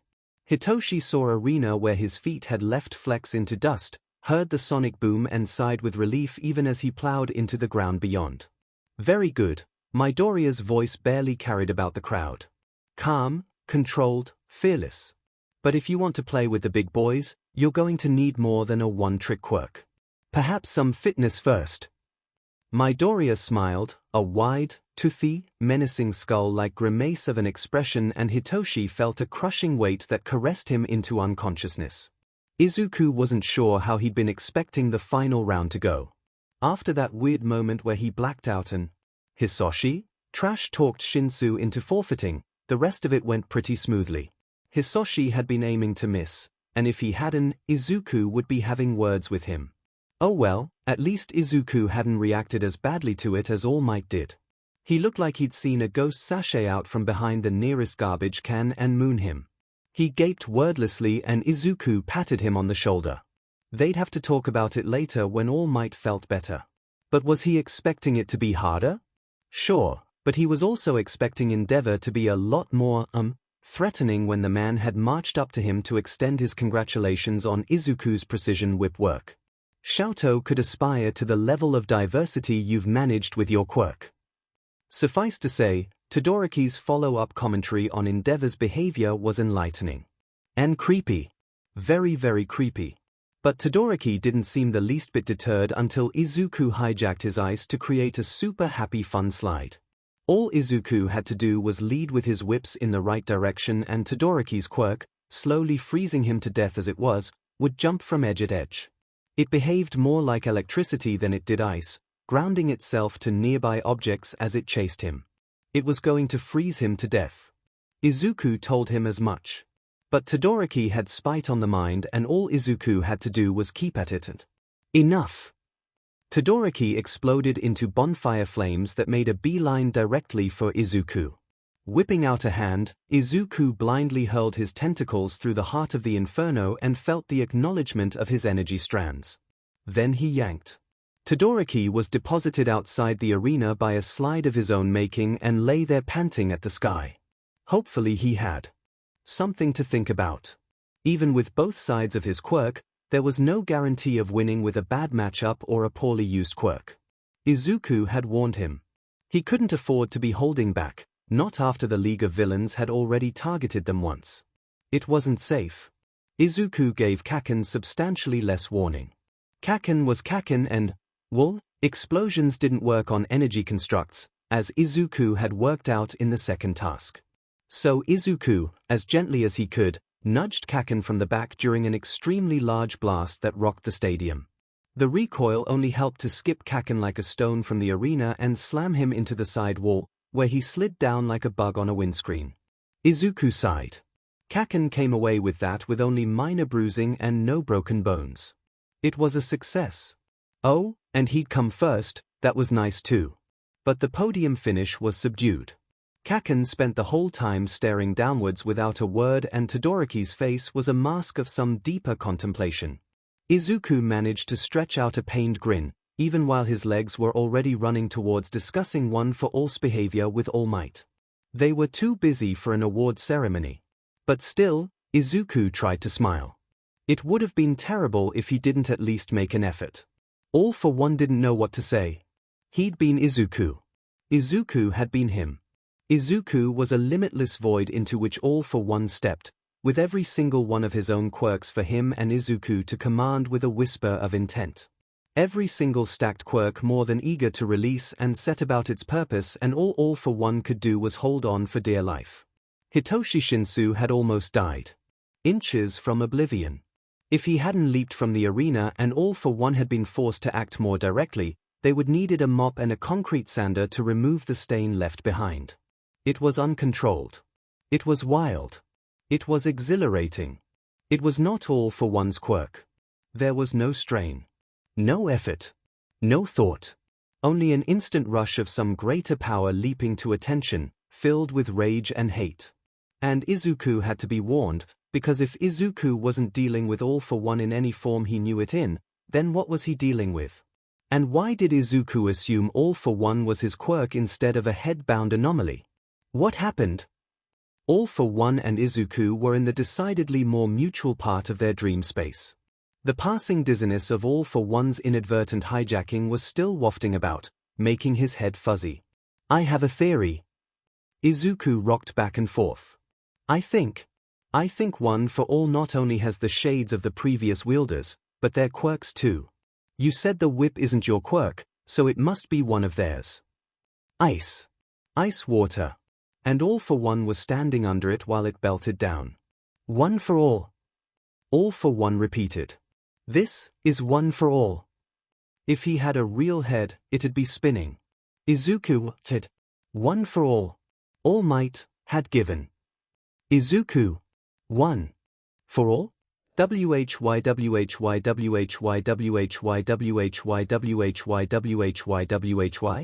Izuku nodded obliviously, vigorously. Well, yeah, I shouldn't have expected you to know everything. It was extremely humbling that Izuku did somehow expect All for One to know everything in the first place. That's what the quirk is called. All Might gave it to me, but he said his teacher saw shades in the quirk. And if there's echoes of people in the quirk. All for One inhaled. Deep, steadying and completely imaginary.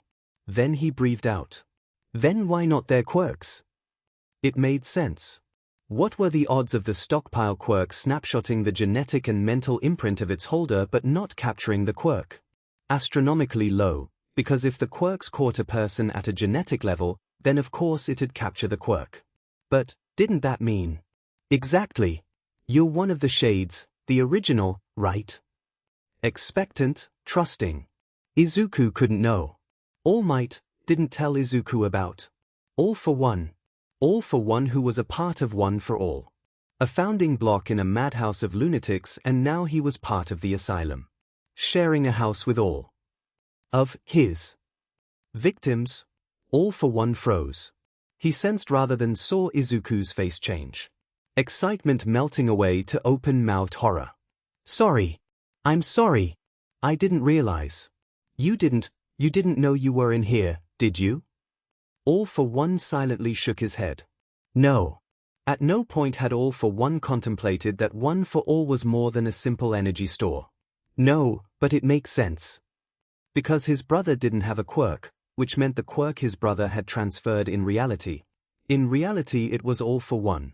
He was passing along his own brother's ghost down along a line of people who wanted to expunge his own brother from reality.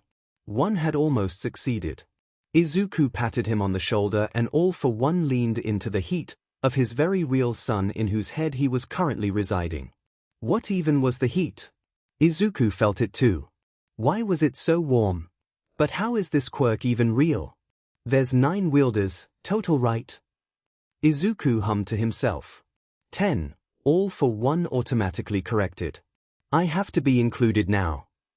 All for One knew it was coming. It had to be coming. What's your quirk then? An innocent question. But Pandora's curiosity had opened the box and released all manner of horrors into the world, hadn't it? All for One could only hold on to hope now, because if Izuku heard this from another source. I can give and take quirks, All for One said simply. I gave a stockpile to my brother. Only I didn't expect it to stockpile me as well. One for All's ability to transfer itself comes from me. It was a relief to have it out there in the open. But how would Izuku react? Shame? Disgust? Horror? Could be any selection of them and more really. A second. 2. 3. Then, Izuku stared. How many quirks do you have and what are they? All for One really shouldn't have worried. Izuku was a fellow window shopper himself. Sarahiko stared between the video and Toshinori. Toshi, he began slowly. Don't ask, because I don't know, Toshi groaned with his head in his hands. Midoriya had more than one quirk. Midoriya had tentacles. But Midoriya was meant to be quirkless, so why the hell did he have tentacles? Are you absolutely positive The video cut to Midoriya stalking towards another boy in a matter so reminiscent of All for One that Sarahiko had to pinch himself to make sure it wasn't some PTSD-infused hallucination. What the hell does his family have then? Fire breathing and telekinesis, Toshi mumbled from under an arm. That seemed extremely improbable with these circumstances. So then how the hell did he pull out tentacles and do? Sarahiko's mind went blank. That. How did someone even describe that? How did the kid ape All for One so well that All for One came back from the dead, packed his bags and went back to living in trees? Yeah, Toshi wouldn't take that well, even coming from him. Midoriya hadn't done anything wrong. That didn't make him any less frightening. It's one for all. It has shades in. As far as Hisoshi is concerned, it can somehow access the quirks of the previous wielders in addition to other quirks floating around it. Toshi sounded as terrible as Sarahiko felt. Previous quirks? What previous quirks? Sarahiko repeated dumbly. Hisoshi? Who the hell is Hisoshi? The quirk, Toshi groaned. Hisoshi is the quirk and from what young Midoriya says, even it doesn't know what's happening. First time it's had anything that could contact it before. One for All was sapient? When the hell did that happen? One for All's name, inside the quirk, is Hisoshi. Toshi nodded. Probably. Toshi blasted out with the grace of the Hindenburg. Your successor is possessed by the ghost of All for One, Sarahiko repeated and felt a vain throb. All for One who couldn't even die properly. All for One. Thank God. Hadn't no One for All could do that when he was alive. Why Midoriya? He looked inside the quirk and found one of the shades. Toshi was muttering, refusing to look at him. And when he stared into the abyss stared back and All for One's ghost popped out and said hi. Sarahiko meant to be sardonic. Then Toshi quaintly nodded and there was silence. All for One was dead, but he wasn't dead. The Numu were linked to someone who could give multiple quirks, but was that All for One or someone else? Why the hell was this so complicated? Why couldn't the murdering bestiary just stay dead like a normal person? Sir rang as well. Toshi was broaching so hesitantly that Sarahiko had the impression that Toshi was addressing an alligator and not his former teacher. And? What did that good-for-nothing have to say for himself? Sir Night Eye. Crazed fanboy who thought he had the right to tell old-timers like Sarahiko and Toshi how One for All should work. Jumped-up little upstart had no idea about the significance of One for All. The quirk was there too. Stomped down trash like All for One and, by all accounts, it had already done that job. It wasn't up to some ignorant twerp to lecture Toshi in particular about suitable One for All candidates. Sarahiko already had that job, thanks. He still thinks Mirio Tagata should have received One for All. 1 second. 2 seconds. 3 seconds. Sarahiko erupted into a belly laugh. Really? He thinks that Mirio Tagata, a fool of a boy if there was ever one, can handle the ghost of All for One. As if All for One would have compelled the boy to strangle himself in his sleep. At least All for One's more malevolent runoff was helping Midoriya rather than hindering him. If that wasn't the case, Sarahiko would have been making emergency arrangements to get the hell out of the country. And what did you say to him about it? Toshi weakly grinned. Told him that Mirio Tagata didn't win the sports festival in his first year. Winning was putting it mildly. Midoriya hadn't so much won as made the rest of the participants reconsider entering in the first place. "Oh, handy spick due for his internship," Toshi blurted out in a rush. It took Sarahiko a moment to interpret the sentence. Ah, hell. Ida was going to do something irresponsible. Hisoshi spotted it first. "Izuku, if someone did that to my brother, the term stain would not be used in any metaphorical sense once I got a hold of them, and nor would anyone talk me out of it. You have a serial killer running around killing and maiming people. Of course Ida feels a responsibility to bring him in." Hisoshi might have sounded like a raving lunatic to the rest of Japan who didn't like to admit that serial killers were a problem, but it made perfect sense to Izuku. "I should go with him then," Izuku suggested, because making sure Ida wasn't going it alone was the responsible thing to do. Hisoshi seemed to flicker. Then he settled. "Not to worry." Then he paused and made a pained noise. "I'm here, after all." Poor Hisoshi. A ghost who didn't even realize he was a ghost. Izuku would have to take care of him, otherwise he was also prone to bouts of irresponsibility from his own descriptions. Not that any of that impressed Gran Torino. "Midoriya, why are we in Hosu?" To prevent Ida from capturing Stain, Sensei, Izuku succinctly answered. Ida was angry. Not controlled, not calm, and definitely not thinking about what he was trying to do. No way would a calm Ida go chasing after a serial killer for something as petulant as revenge. "We aren't leaving this to the other mountains of pro-heroes in the area because?" Gran Torino trailed off and Izuku beamed at him.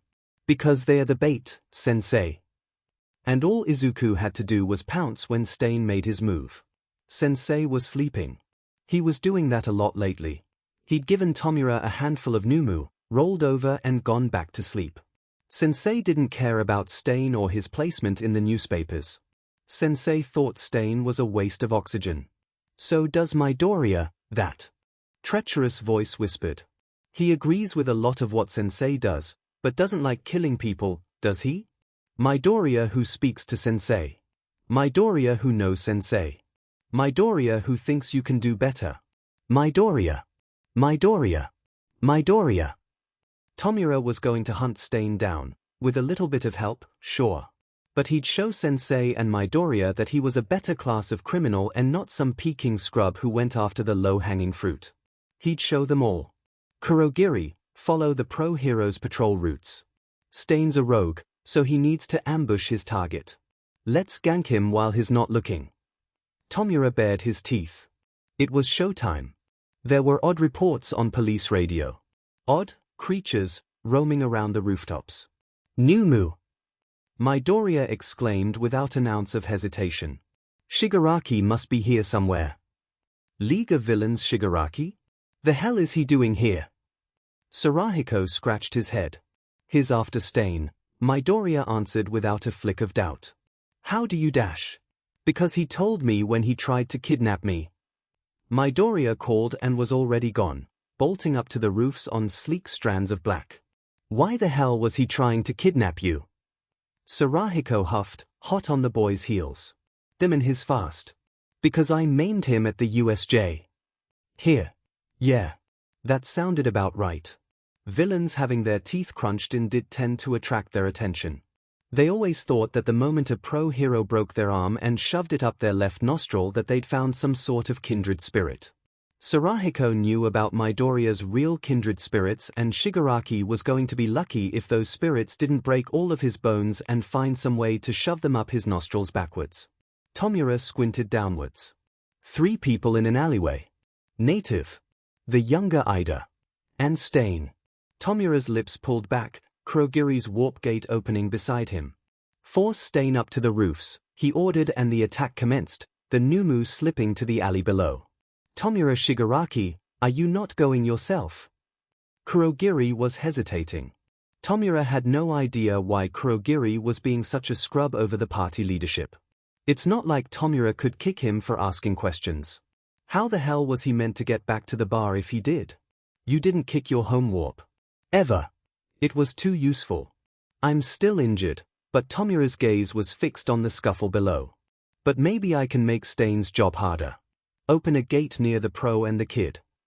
Native was going to die. Ida was going to die. They were both paralyzed. They were going to die. Then 3 stacked pieces of meat fell from the sky and Stain was sent flying backwards. A haze of purple appeared beside them and a figure casually stepped through and giggled. Shigaraki! Ida called, still helpless on the ground. No need to panic, Ida. Only the faintest part of Shigaraki's face was visible, but what was there was almost demonic. I'm here to help. Native trembled like a leaf in a typhoon. Stain was forced to climb. Those animals were making him climb. One of them had wings and kept buffeting him back when he tried to slide in a blade. He hadn't even been able to land a single blow on them. They kept their distance and hurled, tossed, and lashed anytime he tried to get back to street level. Dodging, ducking, weaving. Didn't matter. All he did was climb higher and higher upwards. On the roof now and he was exposed. This was Shigaraki's work. But where the hell was Shigaraki? He'd lost sight of the filth in the alleyway a while ago. He'd have to deal with these 3 before he could deal with the fake hero trash below. With any luck, none of the fake pros were patrolling the tops of the skyscrapers. Then something gentle tugged at his ankle and Stain realized he'd made a terrible mistake. Stain was dragged from his rooftop with a girlish squeal of terror. Familiar black threads had hooked him and were retreating. A green-haired boy was bounding from roof to roof and a man in yellow right beside him, Stain slapping into cold hard concrete behind him. Midoriya was here. Sensei was right. Then again, Midoriya had probably told Sensei since Sensei said they often spoke to each other. Midoriya who was helping a classmate. Sensei who shrugged and said, well, it's really none of my business, and went back to sleep. Sensei was sleeping a lot lately.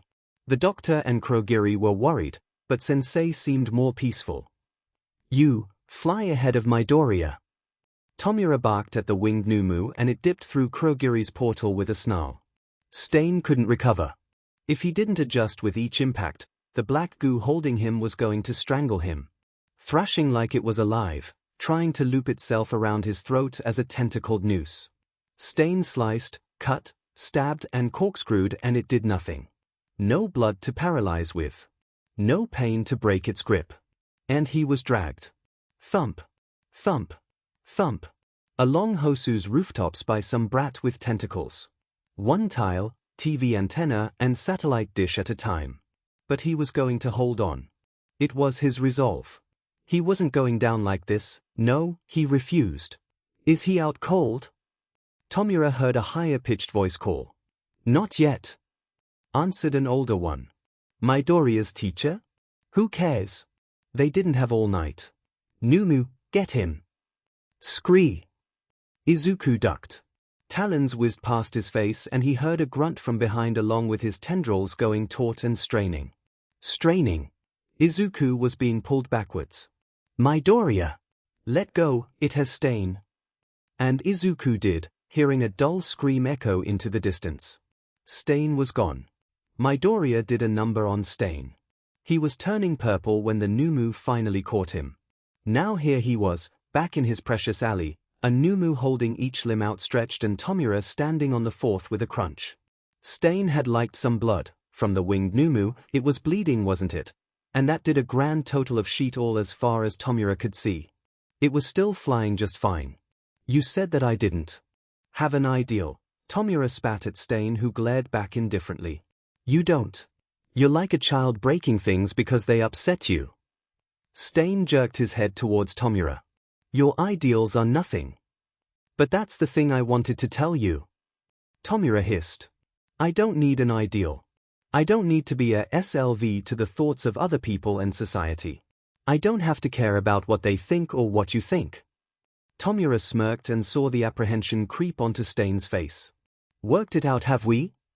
Worked out that you're just another piece of criminal filth gumming up the cogs of society. Stain heaved. Why not? Because what did ideology matter, when the greatest purveyors of it were fake themselves? Numu. Tomura took a moment to savor the little ticks and twists that flashed along Stain's face. Poor. With a wet snapping noise, Stain was no more. That was messy. Kurogiri was swaying slightly as he looked at what remained of Stain. Get a grip, Kurogiri. We need to make a DLVRY to Midoriya. Kurogiri dully nodded and they walked away. What a good night. He'd tell Sensei when he woke up. Shigaraki, Midoriya nodded. Midoriya, Shigaraki nodded back. These are yours. With a wave of his hand, Ida and Native were dumped onto the ground at Midoriya's feet in a splash of purple. Try not to lose them next time, Shigaraki sneered. All right, Midoriya replied with a raised eyebrow. Thanks, Shigaraki said shortly and disappeared. Midoriya immediately dived to the floor. Are you two okay? He was already ripping off strips of fabric from somewhere to staunch the bleeding. I wasn't fast enough. I'm so sorry. We're okay, Midoriya, but why did Shigaraki save us? Ida groaned. Midoriya blinked. He did what? Sarahiko stared between Midoriya, the pocket of air Shigaraki had occupied, and the two still alive individuals at their feet. Midoriya! What the hell was that? Why was the boss of the League of Villains thanking Midoriya for anything? I have absolutely no idea. From the four dumbfounded expressions each exchanging glances, only one person knew what happened, and he warped the hell out of there as soon as he was done. The paperwork for this mess was going to trail out his apartment and into the one across the road. Sarahiko was going to strangle Shigaraki next time he saw him. You, with your teacher's permission, preemptively attacked a villain with your quirk. No, I didn't. Yes, you did. No, I didn't. Yiddish. No. I was saving an unknown figure from the three men chasing him. Then he stabbed my quirk, then I defended myself, Midoriya said shortly.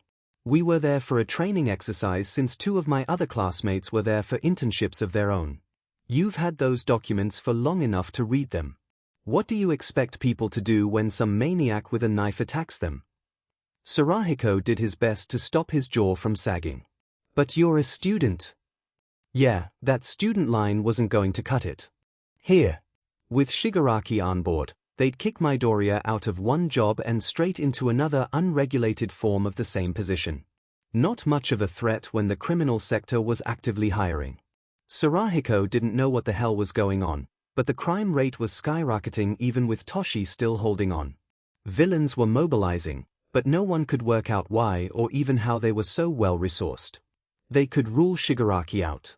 He didn't give two sheets about what every other criminal was doing around Japan and wasn't providing resources. And you're the police. Why weren't you coordinating with the heroes on patrol to herd and capture Stain?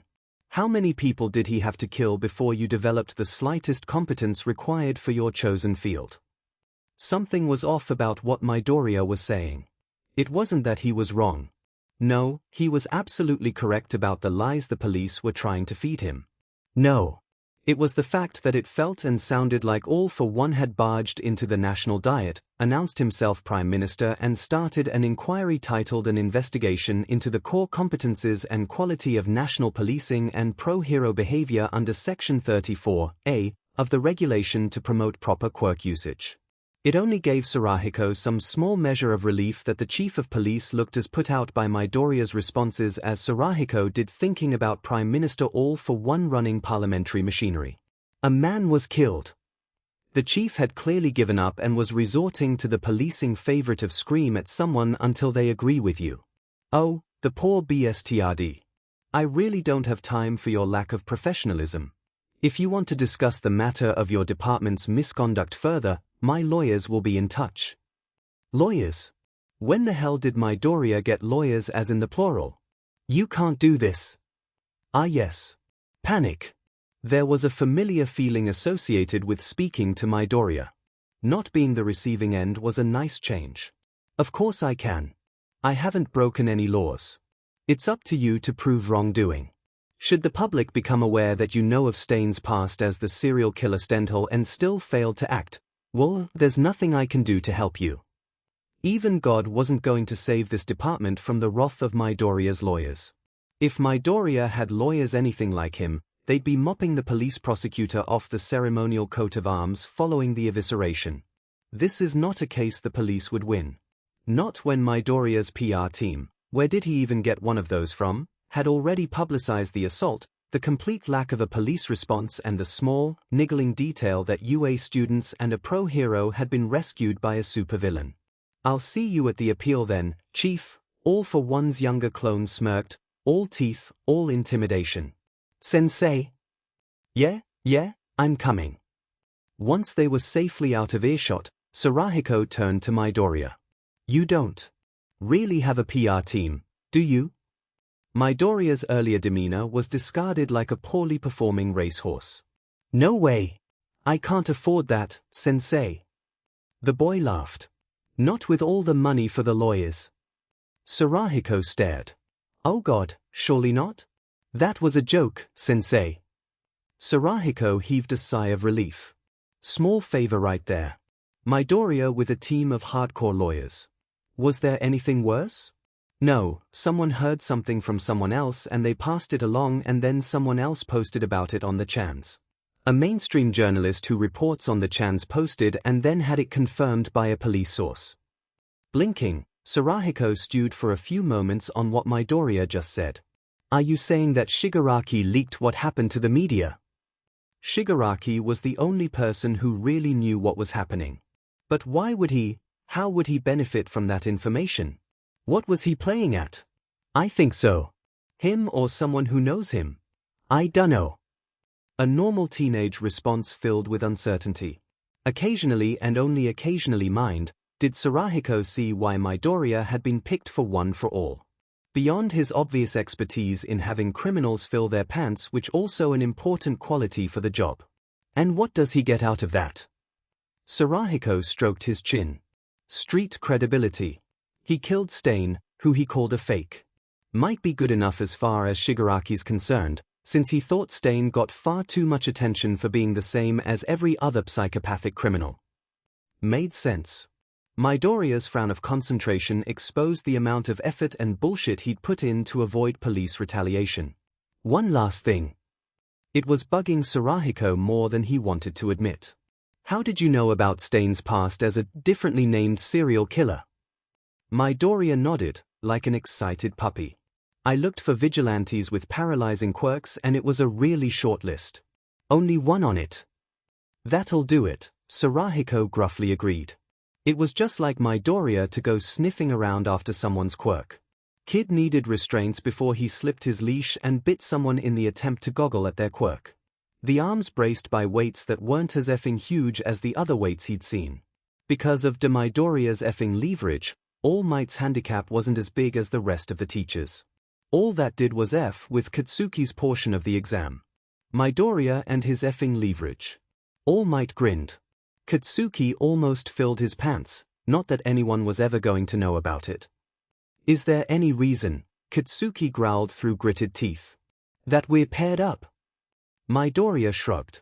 The tests are about teamwork. Maybe they're setting us up to fail? Yeah, that had Eraserhead written all over it.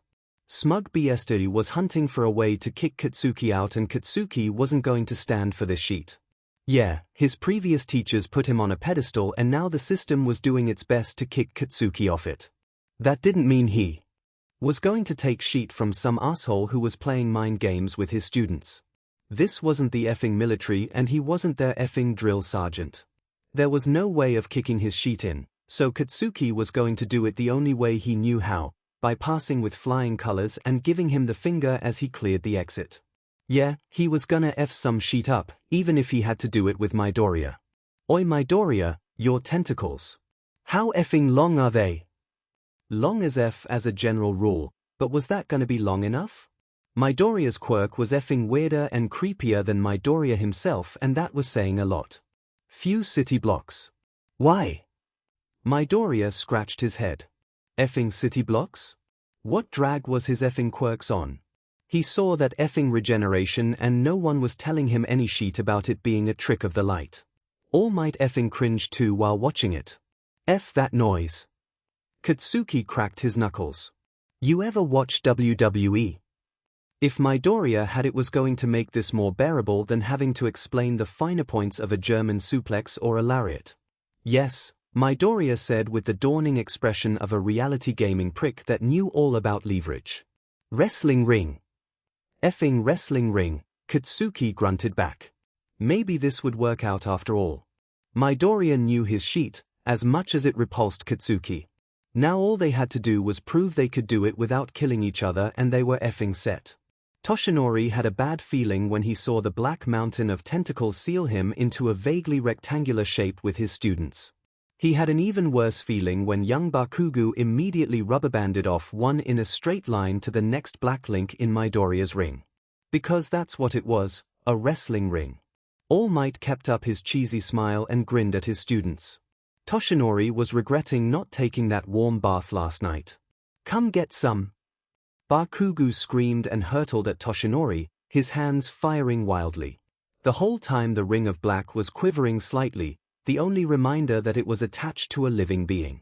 Yeah, Toshinori really should have had that bath. Shouter watched the replay with a raised eyebrow. They stealth suplexed you. How? Stealth suplex. There was a phrase Shouter hadn't ever been expecting to use his in teaching career. I was watching for young Bakugo, not young Midoriya, All Might shrugged. It's extremely difficult to keep track of so many threads with the light source constantly changing. Vision issues, here? Shouter could respect spotting issues. Bakugo followed the rules. He played to the rules perfectly. No friendly fire, no insults, no aggressive behavior as soon as they'd laid out me long enough for them to flee to the entrance. All Might pumped a fist. Full marks. Shouter jotted a few points into his notebook. Bakugo was getting somewhere. There's a relief. If Shouter ever had to deal with Bakugo's mother again, he was taking backup.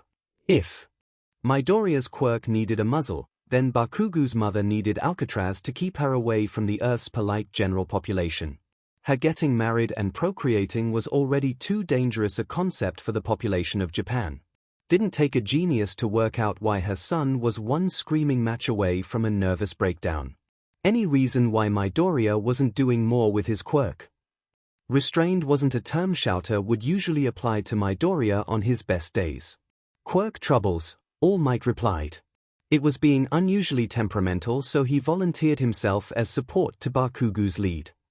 For as insane as his quirk is, Midoriya's a responsible kid at heart. Responsible for the avalanche of paperwork Nezu had to deal with after him and his supervisor belted Stain into next week. But, Shouter couldn't complain. Wasn't every day you got to see a master of leverage use it on the police.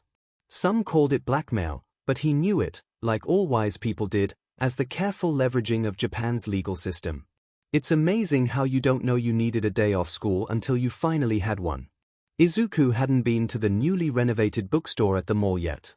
Hisoshi had some recommended historical reading that wasn't, strictly speaking, considered historical for legal reasons, but suggested it anyway. Apparently, while the series hadn't got off the ground as history books, they'd made it as an old-school urban fantasy series. He cheated the censor by selling it as a work of fiction. Izuku queried, feeling like an idiot for having to ask. Hisoshi snorted. It's not like the censor cared. He took one look at it, said it was too ridiculous to possibly be real and sent it off for approval. I'm not saying I don't believe you, but Izuku was struggling with the concept of an individual being that indifferent about their job. How did no one else notice? None of them spoke English, which I assume didn't help when the censor had to read an English-language book and could only identify all of about 20 words which sounded suitably fantasy-like. Hisoshi shrugged and slapped Izuku on the back. The lesson here is to never assume that your country's bureaucrats have more than a single communal brain cell that's loaned between departments for years at a time. A censor that had people who didn't speak English reviewing English books. Yeah, Izuku could see why Hisoshi had lapsed into bouts of maniacal laughter while trying and failing to explain why a history book was being sold in the urban fantasy section. Izuku was more stunned that Hisoshi had somehow managed to divine secrets from the censor's office. It was like being led into the Cave of Wonders and escaping with the genie's lamp. So there Izuku was, in a somewhat shady bookstore, hunting down a full collection of the fantasy series All for You. Izuku still wasn't sure exactly what it was about, but Hisoshi's nudging pushes and the promises of tales from the past were enough. Of a siren's lore. Yo, Midoriya, a ragged voice hissed and Izuku craned his head. Izuku squinted for a moment then brightened. Oh! Hi Shigaraki. How are you? Shigaraki's hooded head bobbed agreeably. Seemed to be made of thicker material than the rags Izuku had seen him wearing last time as well. Doing pretty well. Yourself? Been better. I can't find this book series. Have you heard of a book series called All For You? Izuku craned his head. Where on earth could it be? It wasn't an unpopular series and there'd been a lot of reprints, all of which the censors had clearly ignored as well. Inclining his head, Shigaraki gazed at Izuku with an expression close to reproach. It was a book series? I thought the game came first. Blinking, Izuku glanced over his shoulder. A game? They made a game from it. Maybe's that why Hisoshi was laughing. A game, an anime, a live-action series, a radio play, a stage show and an opera, Shigaraki droned. But all of these came after the MMO, he added.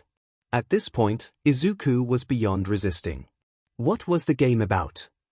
Superheroes fighting off an oppressive government regime. You could play as the vigilantes or the government. Shigaraki's chapped lips perked up. Vigilantes have the best storyline. Wait, it's still around? Izuku did a double take. How old was this game? Still booming.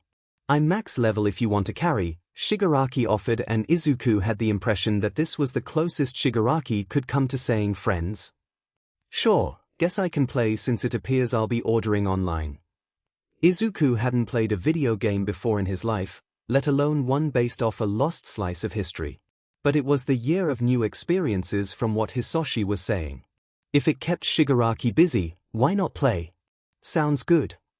Shigaraki then sidled up to Izuku. Also, there's a line of people who want your head on a platter, he murmured. Heard about it from some of Sensei's contacts who've been keeping ears to the ground. We sessed off a lot of Stain's wannabe supporters. Frozen, Izuku faced a distressingly close Shigaraki. Do you know who and when? Some group of noobs called the Meta Liberation Army. Their guild is sheet tier with no achievements to its name. Can't find anything on them apart from them being part of some giant conspiracy cult with their members in a lot of high-ranking places. Shigaraki absent-mindedly scratched his ear. Sensei said they're an old group with new leadership. Bunch of nutjobs who go around killing anyone they can't liberate. Oh. That was interesting. Liberate how? Liberate from their common effing sense from what I've read. All they do is run around killing people who don't use their quirk like a monkey with a stick. If all of them are big shots, why the hell don't they lobby the government for deregulation like every other cult of corporate weirdos? Familiarity in the wording buzzed in Izuku's brain and Izuku bounced. You've been reading Atki's Guide to Government. Shigaraki followed up on Izuku's book recommendations. Hisoshi was going to be thrilled. Yeah. Wasn't too bad once I got past that sheet about something originating from an origin point in 4 different languages. Sympathy filled Izuku in the same way water fill unsealed roof spaces. Yeah, that wasn't the best chapter I've ever read. To the contrary, Izuku needed several flowcharts to read the concept even without understanding it. Might get the second volume while I'm here, he muttered under his breath.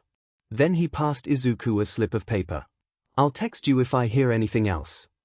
Then 2 very different people went their separate ways, with Izuku checking All For You's class section on his phone as he left.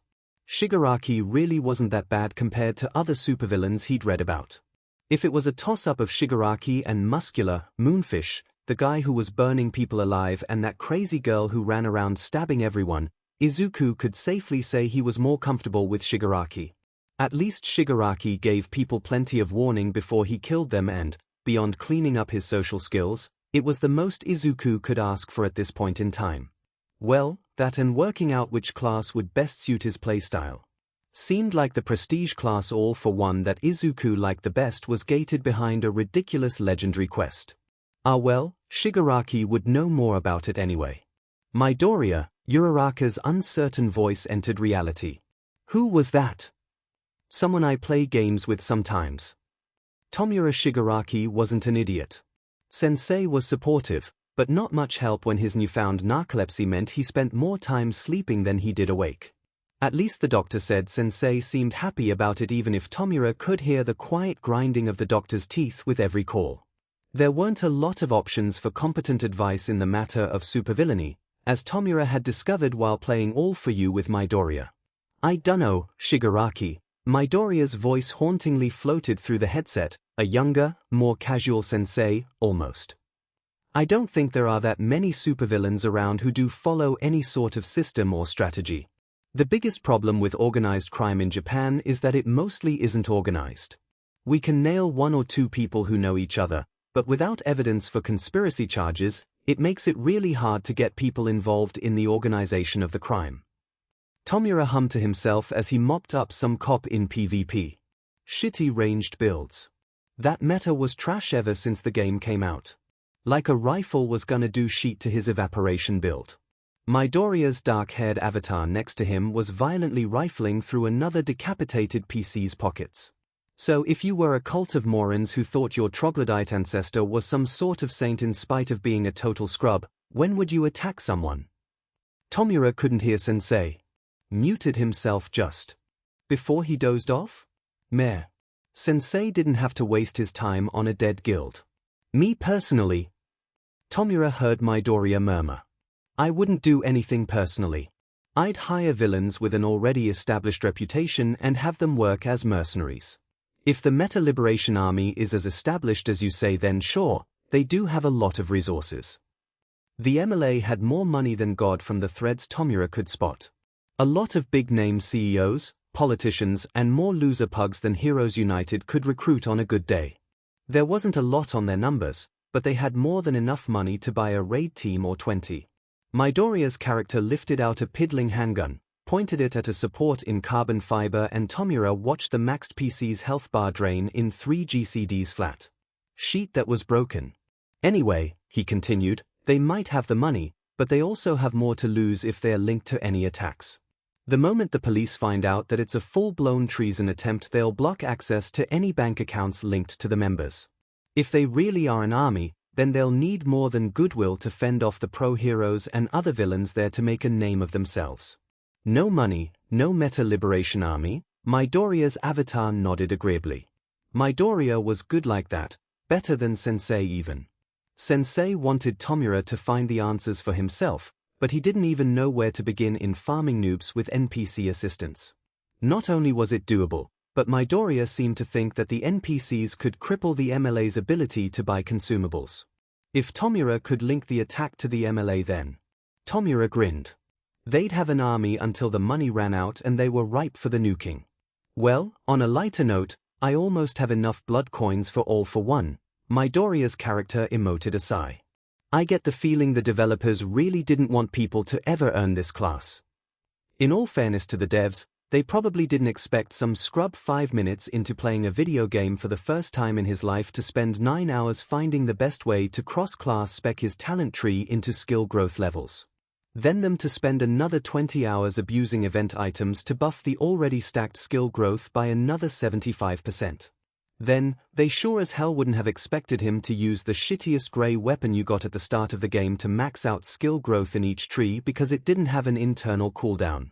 If they didn't banhammer Midoriya for exploits, they were sure as F going to nerf the dingy handgun as soon he got the prestige class. At this point they may as well ditch the original name and call it Jack of all trades for the maxed out ability ranks. Midoriya didn't need 30 years to grind when he simplified it down into a week-long leisurely rolling around the map one-handed with mouse macros and drinking tea. Another couple of days, Tomura agreed with a wild smirk. Somewhere, out there in the dank depths of a basement-level office, a developer was crying his eyes out. Personally, Tomura was gonna relish that image after the Celestial Alignment Drake was added to the cash store instead of in-game. Every single dripping tear. Oh yes. Those BSTers were going to be the ones paying this time, without their precision little legendary quests stalling the meta. They were going to have to go back to the drawing board to pulling something new out their asses. Next patch was going to be awesome. Oh, well. I'm going to bed. Thanks for helping. Shigaraki. Night.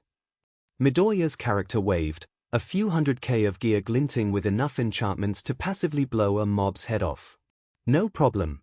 Have a good night, Midoriya. And they both logged off for the night. Well, Midoriya logged off for the night. Tomura left one game and entered another, pushing his way back into the bar where Kurogiri was sneering unpleasantly at a lipstick mark on a glass. Kurogiri, I have an idea for what to do about the Tomura nodded. Kurogiri winced, but Tomura didn't have to care about it. Not like Sensei was going to be addressing any complaints for the next 8 hours. Time to see if bottleneck farming worked the same way IRL as it did in-game. But I need to borrow a new move first. Is the doctor around? Yes, as a matter of fact, I am. The doctor's voice oozed along the internet. Great. Now all he need was a crowbar, some paint and a stencil and they were good to go. It was meant to be an easy job. Get into the apartment, kill the kid and leave. His mother was functionally quirkless and the kid was saved from stain by the punk from the League of Villains. Their contact never said that the kid's death had to be quick, only that he had to die. There was nothing about what was to be done with the delicious flesh. It was easy enough to get in, since the front door had been left unlocked. He wouldn't have to focus on work for very long then. Nothing at all. Moonfish felt only the briefest caress of his face, then. Nothing. They said it was any easy job. Get to the cute boy, kill the cute boy and after that, well, anything went really. Himiko was sure Izuku Midoriya was going to be a cutie. A cutie nerd with good grades and a soft face. He'd look so much better with a hole or 7 in him, then she could be closer to him, then she could be him. And how kind. He even left the door open for them. He was going to be special. Himiko knew he was going to be special.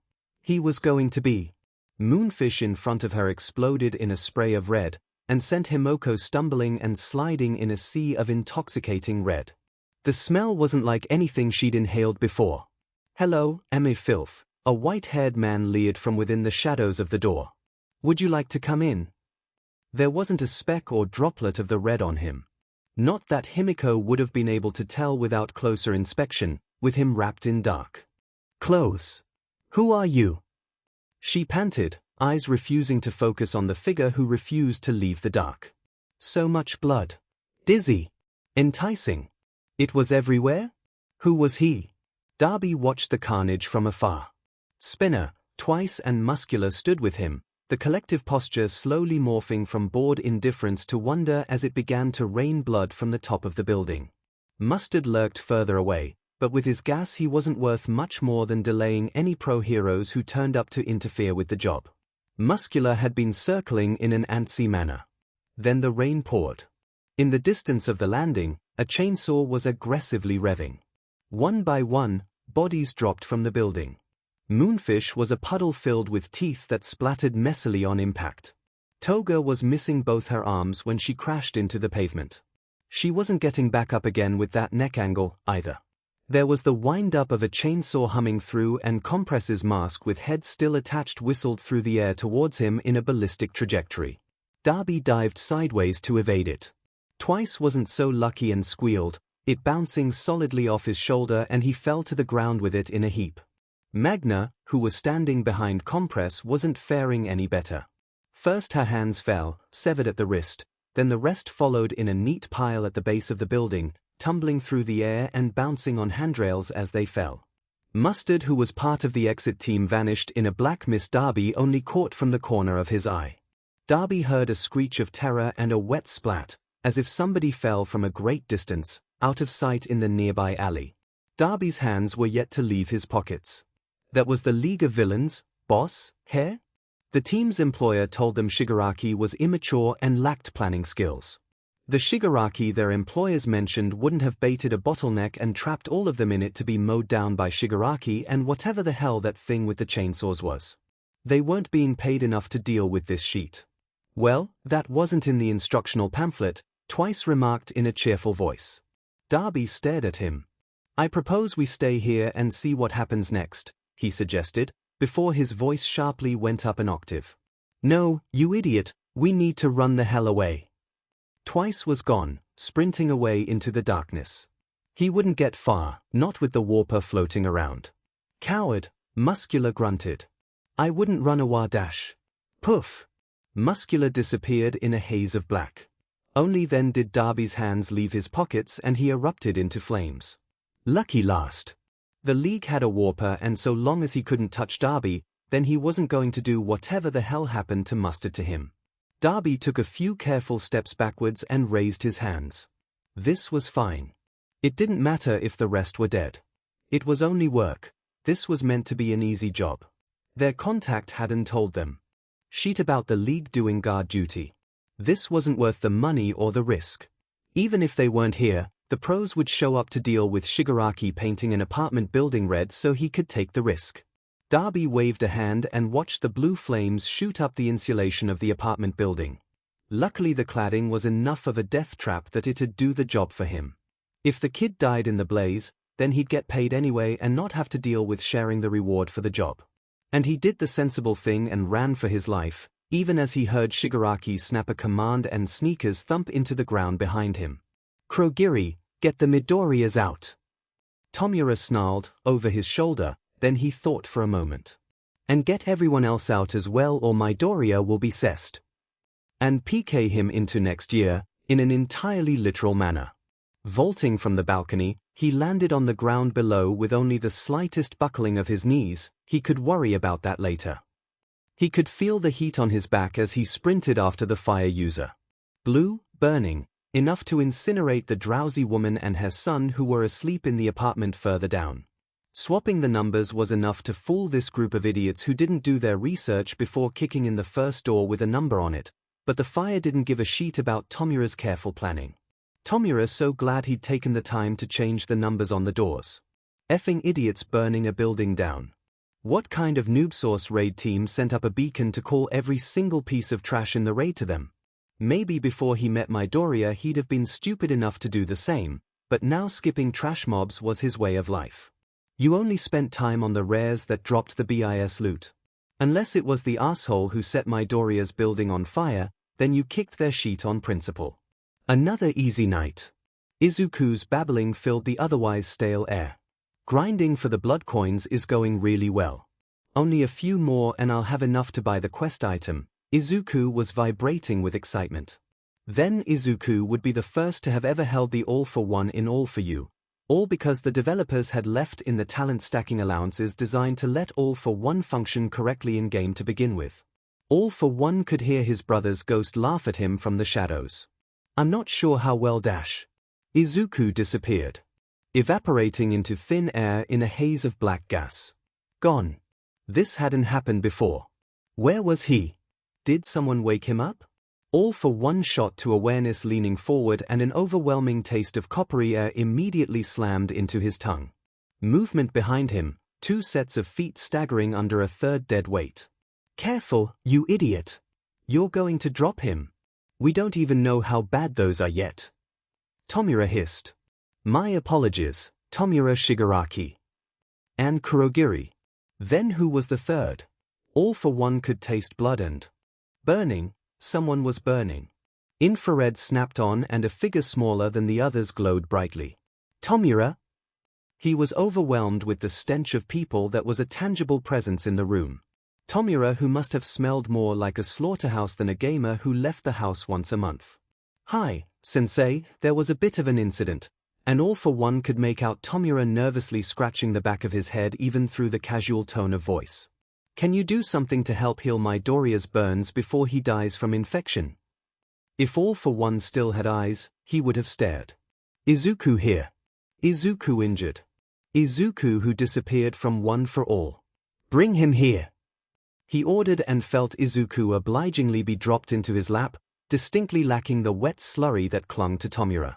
All for One's hands immediately rested on the side of Izuku's face as the quirks flowed and the flesh mended. Izuku could handle these with ease, thankfully, because if he wasn't able. What happened? The Emily torched his apartment, sensei. Kurogiri bowed and All for One felt a well of energy writhe its way through him. All for One's metaphoric eyes narrowed to slits. And how did you know about it? Tomura, who never took the initiative. Tomura, who somehow knew before he even did. We didn't, Tomura said bluntly, and All for One heard a fluid drip off him and hit the floor. We busted into the abandoned apartment on the same level as him and swapped the door numbers. We camped there, Spawn, sensei. And the universe righted itself in a glorious sigh of relief. You Spawn camped the Meta Liberation Army's murder attempt, All for One repeated, wondering how much of their camping tactics in All for You had escaped into the real world. If it was anything like the game, it'd explain Tomura's unique smell. Yeah, but not well enough. One of them got away, but I can find him later. Not if All for One got to him first. Crazy BS's, Tomura grunted. None of this blood is mine, who knows what diseases these people have either, he added with the air of an individual dragged kicking and screaming to first aid classes. Except All for One had never forced Tomura to any first aid classes. Had Izuku? Of all the times though, why did he not know about this? He knew about every other harebrained assassination attempt and scheme in the past. In the past, when he hadn't spent most of his free time resting and surfing along the upper edges of Izuku's sensory perceptions. In the past, when he didn't spend his days looking for new and exciting ways to make Eraserhead's forehead vein grow that little bit bigger. While his thoughts wandered and Izuku shifted restlessly in his arms, he heard it, an escape. And where do you think you're going, Tomura? His head was still spinning, even as he clutched and slowly funneled regeneration quirks into his scorched child, but he could still feel Tomura carefully inching away. Tomura, who was going to do what exactly? A shower. And change of clothes, sensei. That was remarkably blasé for Tomura. Then I'm going to go set their effing building on fire and see how they like it, Tomura called, then fairly threw himself through Krogiri's warp without once looking behind him or waiting for a reply. Of all the times for him to develop some independence. And Tomura disappeared, leaving All for One alone with a speedily healing Izuku, and what was sure to be the entirety of the top 100 including All Might as soon as they realized he was missing and Tomura was involved. That was fine. In fact, it was preferable.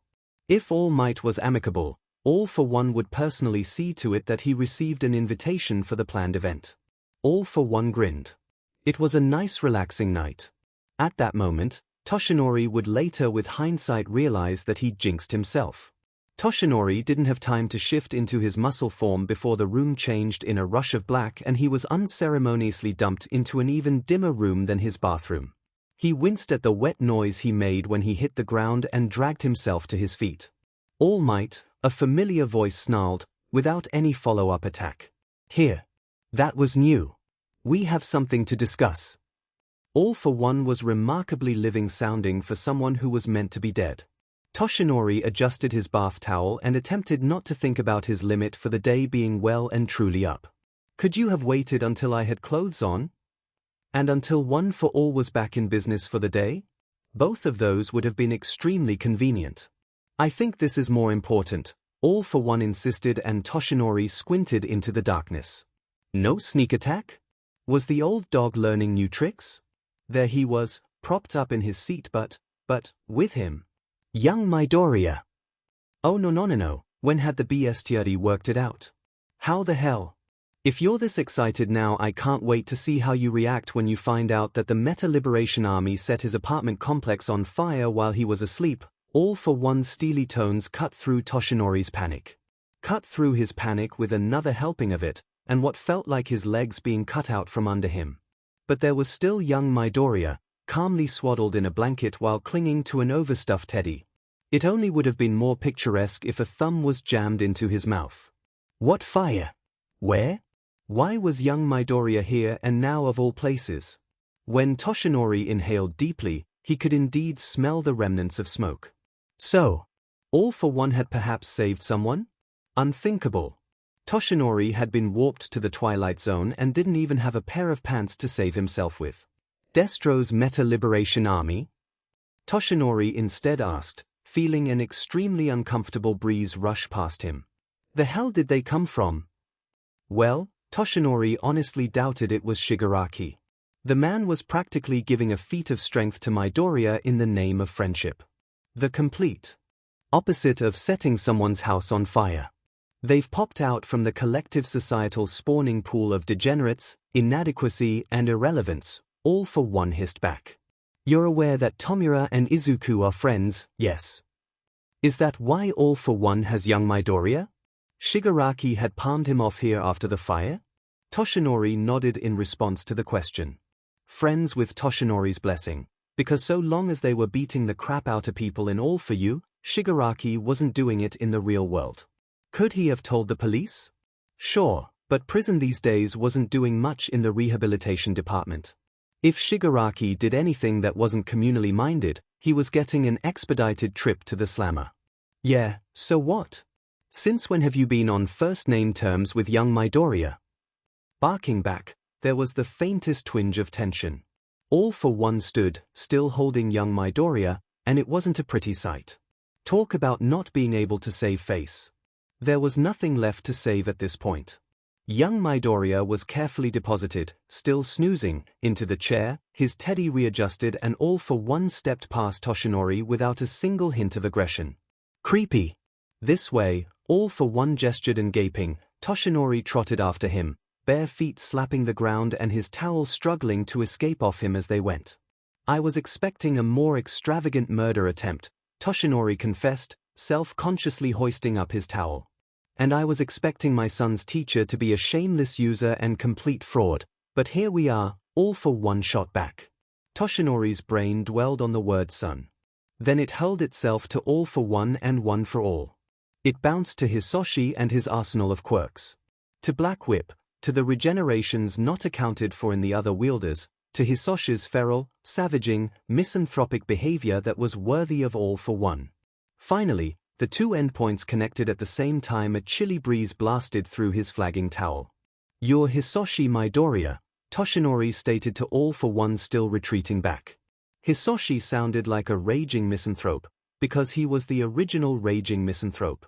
Yes, I am Hisoshi Midoriya, the spirit of One for All agreed, and young Midoriya's father agreed. Now what? Toshinori wanted collapse back onto the floor. How the hell was this going to work? Did young Midoriya even know for himself? Now, Toshinori Yagi, Hisoshi Midoriya murmured, I put the fear of me back into them. Then he smiled, the sort that hounded Toshinori in nightmares of Nana's death. Would you like to assist?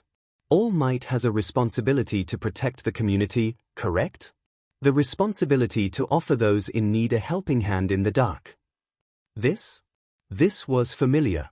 This was All for One, every bit the monster Toshinori himself had killed years ago. And now? Now all of that rage, malice, and spite was pointing at someone else. Another criminal who'd wronged the man's son, and all Toshinori wanted to do was crawl back into that warm bathtub. It didn't matter how this ended.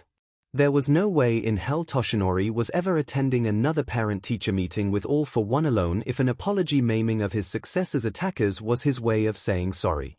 Just like the feral guard dog that snapped and snarled at Katsuki Bakugo with every practical. With a single name, it made a terrifying amount of sense. Everything was going according to plan, until it wasn't. Rikiya Yotsubashi was finishing up his paperwork for today, and by all accounts, the entirety of the day was proceeding smoothly. All he had to do was wait for confirmation that the League of Villains boss and his pet hero had been disposed of, and Rikiya could move on to his bottle of Grange with a celebratory tipple. Crash! Windows of the skyscraper buckled in, Rikiya ducked. A heavy object hurtled through the air, slamming into him and knocking him from his seat. Blinking downwards, he observed. Red. Blood red. But not his blood.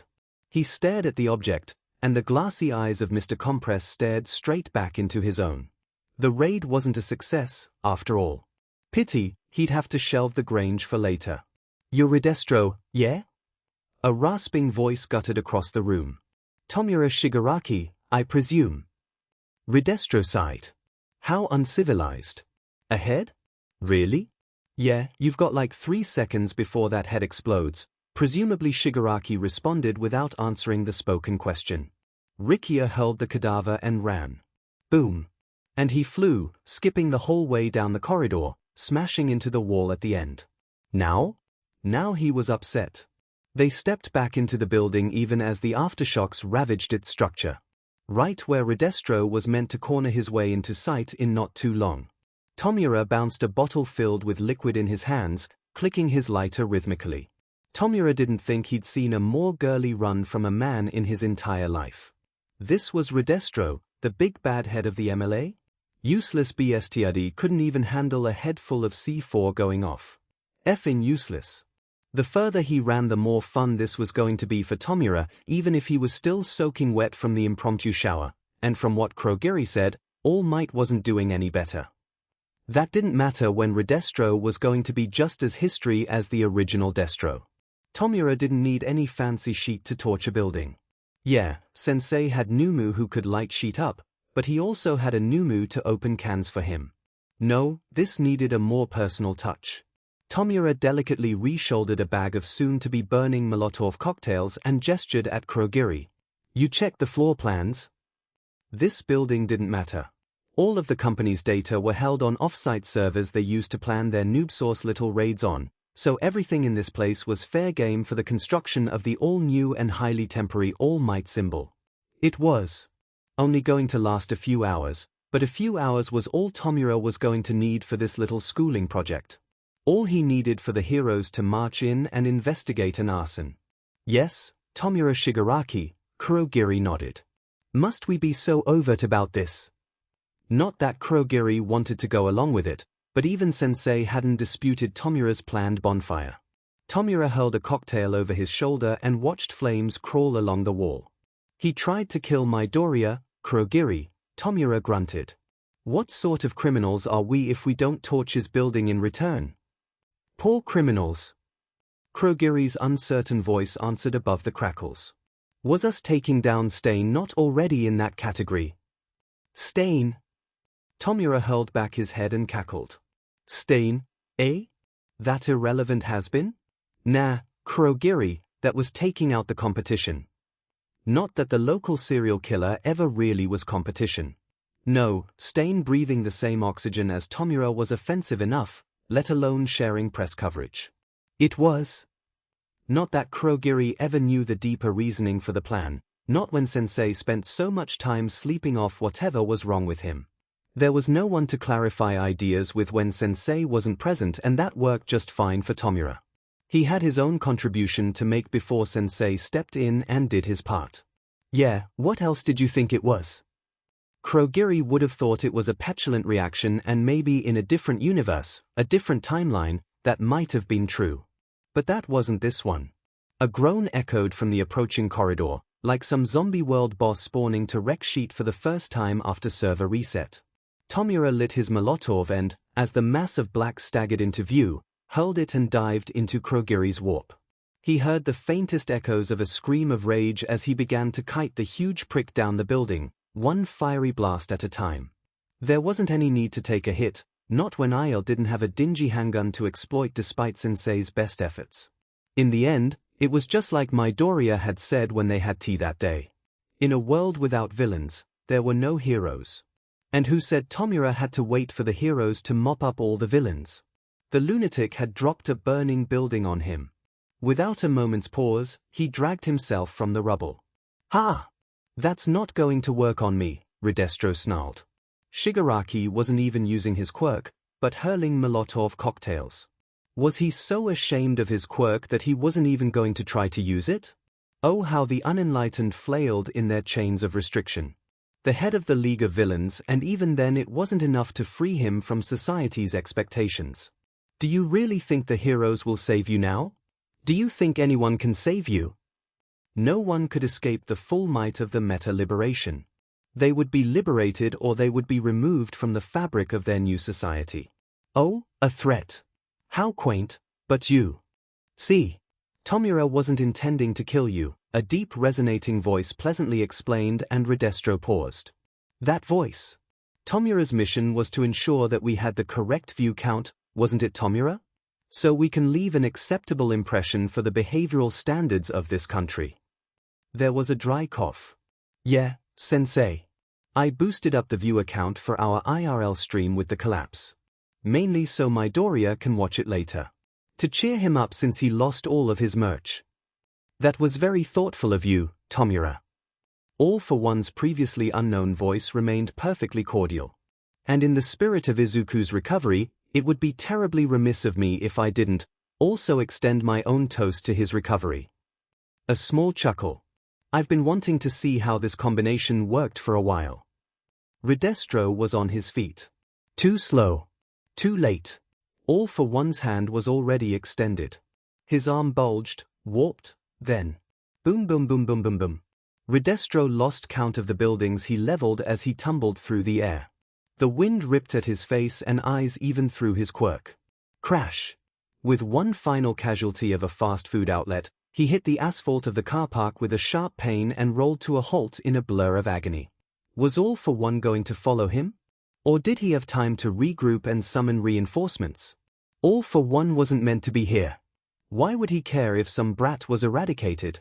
What did posting this to the internet serve to do? All for One had no remaining reputation. Wow, you know the old BS is still got it if he can punch you from end of the city to the other, a majestic and entirely all too familiar voice exclaimed. All Might. Redestro gazed upwards at All Might's shadowed face and broad, almost etched in permanent grin. Fear not, citizen, for I am here. All you need to do is surrender quietly and you won't be harmed. All Might, who taught Midoriya's class at UA. All Might, who should have been in a feud with All for One. The blood left Redestro's face. He braced. All Might twitched. Boom boom boom boom boom boom. Toshinori was trying not to think about it. Not Redestro. Not the line of buildings he owned that were being leveled with every impact. Not the way he was being belted between the two of them back and forth with volleys and backhands and topspin. Not the fact that he'd been repeatedly told not to get up, but did so anyway. Not the way his arrogance had turned into shrieks of terror and attempts to flee. Not the way he'd erupted into flames when Shigaraki slammed a Molotov into his quirk-covered face on the previous landing at All for One's feet. Not the way Krogiri had portal looped him in a vertical loop to enhance his travel speed and subsequent damage. Not the way All for One forced Toshinori to redirect all of his blows back into the leader of the MLA for fear that bystanders would be taken out by a human bullet. And he certainly wasn't trying to think about how his feud with All for One led to a game of live tennis where the ball was another breathing human being. Except this time, attacking each other wasn't the name of the game. Not really. All for One wasn't even really aiming for Toshinori this time. Because, nope. He wasn't thinking about it. Ever. He also wasn't going to think about the satisfaction he felt when, finally, Redestro hit the pavement for the last time and All for One wrapped his hands around the BSDRD's throat. You know what, Yotsubashi? Redestro's quirk abruptly blinked away and a thin man was left dangling in the giant's grasp. I think your organization is going to need a different name, since none of you are going to have quirks left to liberate. All for One vanished, leaving what was left of the HQ of the MLA to merrily burn throughout the night while Toshinori wheezed for air. Toshi, Gran Torino roared, what the hell happened? All for One happened, Toshinori groaned, diving behind a convenient hedge and allowing his muscle form to melt away. And? Gran Torino yelled. Why the hell was he here of all places? Why didn't he kill you? That was the real question. He was giving us a helping hand with the local villain population. Eagerly and gleefully so. Until there'd be no villains left for young Midoriya to catch. What the hell are you talking about? Toshinori didn't have the heart to tell him or the swarm of heroes who arrived to comb the still-burning rubble. Hisashi? Izuku whispered groggily, smelling ash and soot hover about the air. This wasn't normal for One for All. One for All also wasn't generally positioned in a bedroom either. Nor were its non-existent pillows so comfortable. No, this was a real room and not a dream. Yes, Izuku? Hisoshi's voice answered from over Izuku's shoulder. Except the problem was that Hisoshi only existed in the dream. Where am I? Where I live. Or did he only exist in the dream? Izuku took a moment to parse where I live until it formed meaning to accompany the words themselves. Where you live? You're living? Hisoshi was alive? How did that even work? See for yourself.